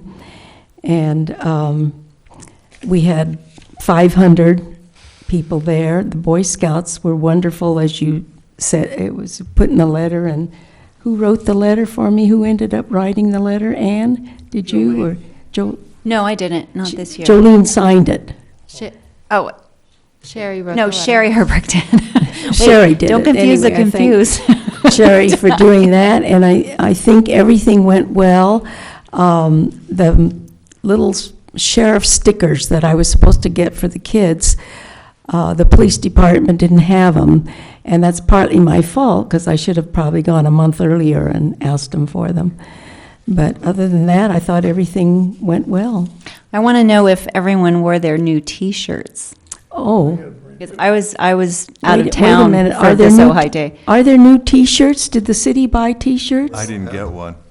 Did you wear yours? Of course I did. Oh, okay. So Commissioner McCready would have had a new one. Well, no, it's not a new one. Old one. I got it from I got it from Cricket I Twitchell. didn't care. You didn't care. Okay. Well, the old ones are better. They're really more jail-like. Yeah, so I'm not sure. Would you check on that? Did the city order jail shirts? We talked You know, about it. Mr. Mullane was, Here we go. he all asked us gave for him- sizes, and Yeah. I think they were going to be ordered. So I was curious, not having the privilege of being there this year, if we got them. Do you have a shirt? I don't have one, but I'd love one. I gave my size, and I'll wear it proudly next year. And Thank you. Craig, you don't have one. And you don't have one. I think I check think on we'll that. table that for Yeah. next future. year. It's a year. Don't Oh. worry about that, Miss Waldstein. Okay. It's a year off. We have bigger fish to fry. But it's hard to thank you, find Rose. shirts Well, like and I that. was wondering if there was any comment, and also liked Rick on the committee because he's involved with Boy Scouts, and he did a really good job of managing things. I had to crack down on a boy bullying on one of the Boy Scouts. Yeah. And that turned into a whole aftermath thing that Oh, had did to it? get taken Yeah. care of, so. I had to go into ranger mode in the jail. I'm glad you were there. I was very glad he was there. I think we might put you on night watchman duty at the museum. I'd be up for it. I'm ready. So, and Craig, did you have any comment about I Ojai just thought Day? it was a great way to educate the public as to what we do, because people were so appreciative that the Historic Preservation Commission in the city had preserved that building, Yeah. that jail, because it was the history that they could see, and then to have the other landmarks up, that they could see Yeah, those pictures. people did appreciate them, It didn't they? really Yeah. helped them to see that, well, there is something to this preservation, because without Yeah. this, we wouldn't have this Right. building. I always complain because we don't get any publicity, any pre-publicity, but, you know, we don't need it with 500 people coming. And Darwin actually took a picture of the police car with Dwayne Bowers and took it to the Ojai Valley News, and they never printed it. Well, we did have, the lady came from the South Free Press and Oh, interviewed yeah. myself and, Craig. was it Craig? And we sat Yeah, there. And that it was a nice article. And that article appeared in the next day's paper, which was super. Oh, I Yeah, forgot. But as far as preliminary, I used to do an ad, and I talked the Ojai Valley News into printing it for nothing. But now that Brett's gone, Yeah. I'm still mad at the new editor. So, but it was just, you know, it did point out what we were doing. Yeah. And maybe we should do it again next year. Well, like I say, if we get over 500 visitors, we don't need any publicity. Thank you, Rose, for another successful Ojai Day and all the commissioners who were there. And now we will move to Plaque and Historic Report Subcommittee. Yeah, the only thing that I did was write a letter to Adam Tomac and the Meggs properties to get their approval for naming the County Fire Station Number 21 as Ojai Historic Landmark, and I think that you haven't heard back, yeah. Okay, probably take them a while. And then Craig reminded me that we were supposed to do something about attaching some plaques. And now that our well is drilled and we finally have water, I will be more diligent. Thank you, Commissioner Dorner. Yeah. And Commissioner McCready, Public Information Subcommittee. I would like to defer to Commissioner Basaccia tonight. Well, Commissioner McCready and I did meet some weeks ago about various things, and out of that, we issued a proposal to the city, and then last time we were here, the city asked us to define that proposal even more. So do you have any information from the city attorney on that? I sent you an addendum to the original proposal. My recollection was at the last meeting, you were gonna, I guess, create a page and then we were gonna take a look at it. Well, you asked me to describe more thoroughly what we had in mind, so I sent that in pretty immediately. Okay. I thought you got that. No, Really? I didn't get that. I thought that Well, I'll have to the- resend it. Okay. Okay. So that's where it sits. You got it. Yeah. Is this gonna be a page on the internet or what? Well, our proposal has been in two parts. One is to have a way to outreach through the newspaper and other local publications, which seems to be a pretty easy thing to do because the city has asked that they approve anything we send in. Now, the Facebook portion of this is a little bit more complicated, and that's what really we're talking about, just because it's kind of hard to, Facebook's kind of an interactive thing. So how do you interact and have a Facebook page? So we're trying to figure this out. So that's kind of where it sits right now. Can I just make a suggestion to Certainly. go ahead and do a trial page and see how it goes rather than go back and forth on? You mean create a Facebook Yeah. page? Yeah. Well, you have to create, I've done this, and you have to create a page, and it's not instantaneous like your own Facebook page if you indeed have one as an individual. It kind of takes this weird period where you have to actually enlist people to sign up for it, and then it becomes a reality. That sounds bizarre, but you have to actually get, like if you guys have Facebook pages, then I have to get you to like it somehow. It's kind of mysterious even to me. Yeah, so I could work on doing this certainly, if I have y'all's approval. And then usually there's administrators. What's that? I think you can enlist younger people. Well, Younger you could people. create it and then we'll like it. Yeah. And No, they will that's how it come, works. right? And then I'll ask you to like it. But as part of the process, you can make different people administrators of the page.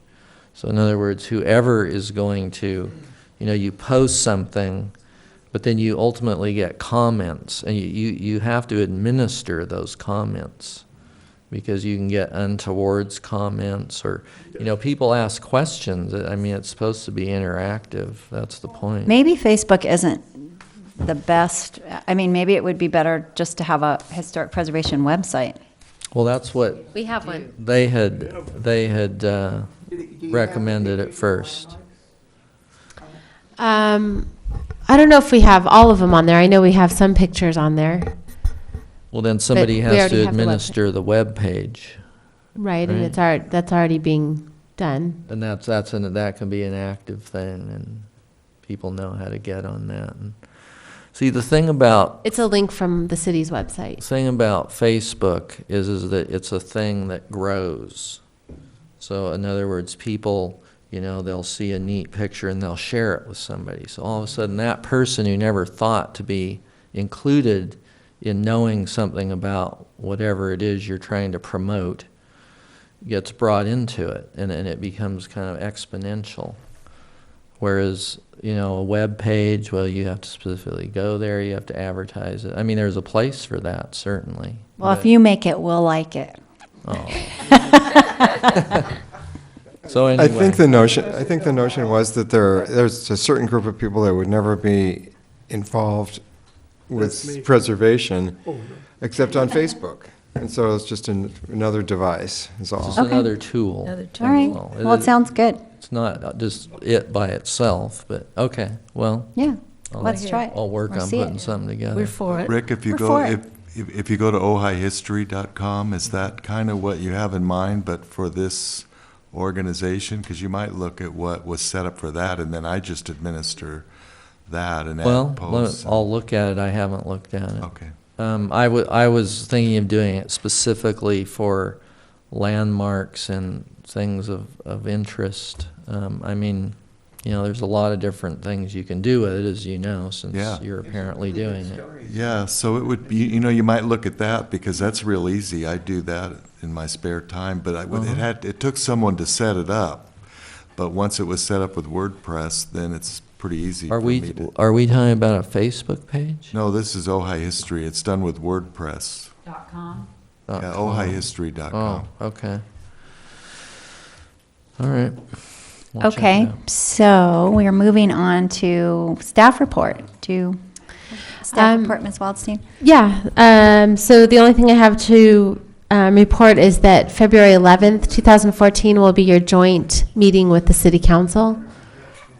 So make note of that in your calendar. What is the date? February 11th, 2014 will be your joint meeting with the city council. And is that at 6 o'clock, an hour before their regular meeting? Yes. Okay. Okay. Commissioner comments. Do we have any more commissioner comments? Future agenda items. Oh, I'm sorry. We don't have any projects coming up, but I think that for the December meeting, it's probably a good idea to take a look at what the goals were for this year and of the commission and see how we've come on those goals and start thinking about the goals for next year and prioritize what those goals are going to be. Examples are things like this Facebook page. When subcommittees come up with ideas for things that should be raised to the commission should talk about it, and then as a commission, make those suggestions as goals and prioritize them.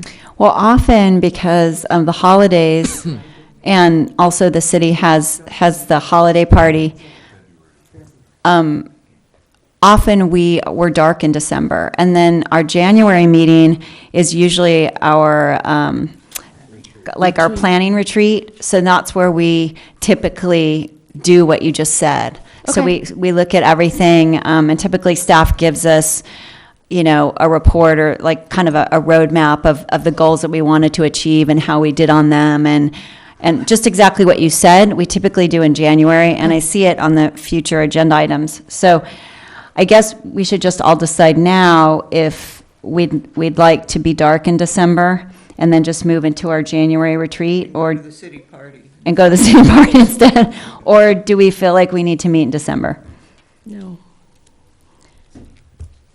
We don't I need. guess nobody's raising their hand to meet. I'd like to have a meeting. Yeah, Terry likes to have a meeting. Say yes. I'll skip. Yeah, I would prefer to start back in January. I don't know that we have anything pressing. Does anyone feel like we have something pressing that we need to get accomplished in December? I don't know. Find out about the door at the. That's a dead door now. That is the door now. Okay, so we're all in agreement that we're gonna skip our December meeting and start anew in January 2014 on a Saturday retreat, either the 11th, 18th, or 25th. And do we want to set that date right now? I guess we need to, because we're not having a December meeting. So check your calendars.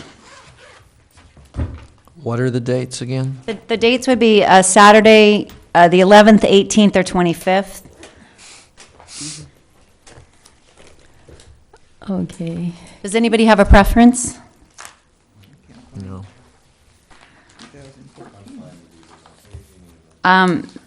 Well, where are we having it, the retreat? Oh, we need to decide that too.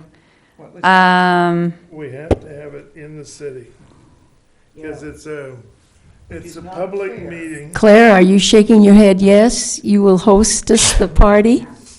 Oh, love it. Oh, thank you, Claire. We love having it at your house.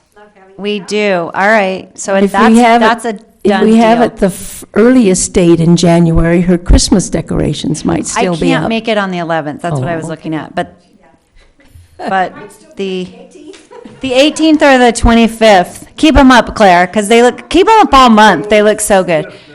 Anybody have a preference between the 18th or the 25th? I prefer the 18th. Okay, so shall we set it for Saturday, January 18th at the Hill Residence in Ojai? Ojai proper, city of Ojai. And we can tour recumbent stone wall. Yes, we can take a walk on Foothill. We can, we usually have a potluck, so it's open to the public. If you're coming, bring food. That's all I say. Since we're televised. No, we can do that. We could Email. do that possibly by email. What, set the time? No, set the potluck now. We don't need to set food. We don't need to set food. Why don't we bring the same thing we We brought could last set the year? time, and the time we usually do late morning and then segue into lunch, so if people can't stay too long. So we do our business first, and then we typically have lunch. So do you want to set it for 10, 11? 10 to 12? 10 to 12. Okay, so the meeting's set from 10 to 12, Saturday, January 18th. It will be posted. The city will post it. It's open to the public, and we'll see everybody next year. Okay. Now, is this in lieu of January. the January meeting as well? This is in lieu of the January meeting. And it is indeed the January? It is the January meeting. Okay. It is the January meeting. Okay. We do have a lot, we do have an agenda, so there's usually. We do have an agenda, yes.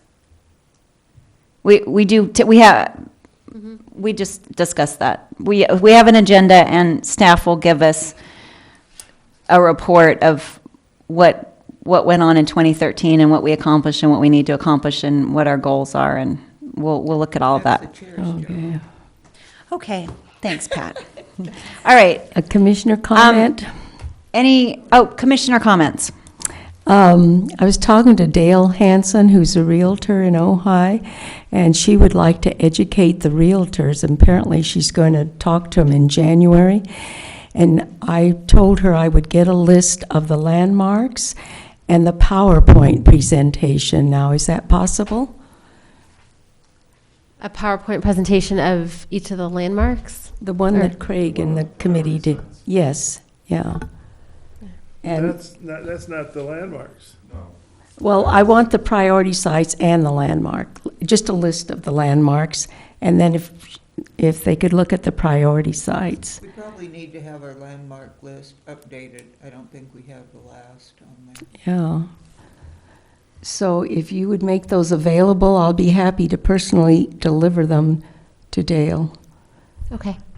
That'd be Good, get great. them involved. Okay, our museum representative is not here tonight, so we don't have that report, but I'd like to thank our liaison, Councilwoman Betsy Clapp, for being here, so thank you. And if there's no other business, I will, She should talk. oh, I'm sorry. Come up to the podium. You've been waiting 3 hours, so please come. Yeah, long meeting. You know what? I don't have anything to report, but I have something to tell you that happened. My husband has worked up at the Pratt House for 20 years or more. And when we first came to Ojai, we learned about the Pratt House because we were Green and Green fanatics. We learned about it originally up in Humboldt County. My husband's been a woodworker forever, did a lot of Victorian restoration up there. And and the birth of the woodworking movement kind of came out of Humboldt County, the resurgence, the Renaissance. And so there's all these old woodworker buddies of his that he hasn't seen for years. And a lot of them originally discovered Green and Green. They all discovered it together around the same time. So he decided to have a party. And he invited all of his old woodworker buddies from around the state and from Humboldt County and here in town, and for a 3-day retreat up there. And yeah, he traded, he still works up there doing the restoration and maintenance of the building.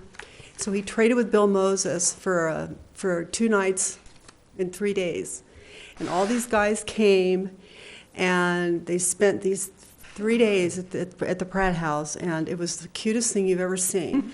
Woodworkers have this wonderful temperament. They all have a very similar temperament. And they wandered around this house, and they'd go up to something, look, and they'd point, and it was like they see the most minute details, which is what so much of the craftsmen, and particularly Green and Green, are about, are these incredible details.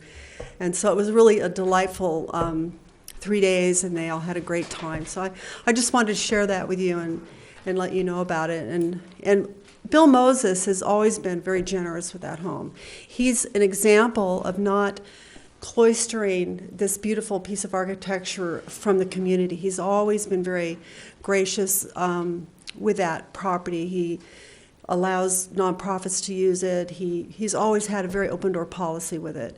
And I think that's kind of what you're talking about with the Libby House, that's sort of something that is about Ojai, is this openness and this sharing of the beautiful things we have to offer. And I think that's one of the points about the Libby House with people walking on the property. I think it's an innocence, and it's a kind of a philosophy in the community of sharing these beautiful things that we have to offer here. And so I applaud you for recognizing the importance of the entirety of that architecture, because the Green Brothers were also about the entirety. Mm-hmm. Their walk work, their stone work, their landscape was all integral to the entire. It wasn't, the house didn't stand alone. Mm-hmm. And that's what the Libby property was about too, and that you've recognized that and had the wisdom to deny that request. I think it was really important, because we need to have that sense of openness stay in this community, because that's why we come here. Thank you. So, thank you. Thank It was you. a very entertaining night. Okay, and with that, I shall adjourn this meeting.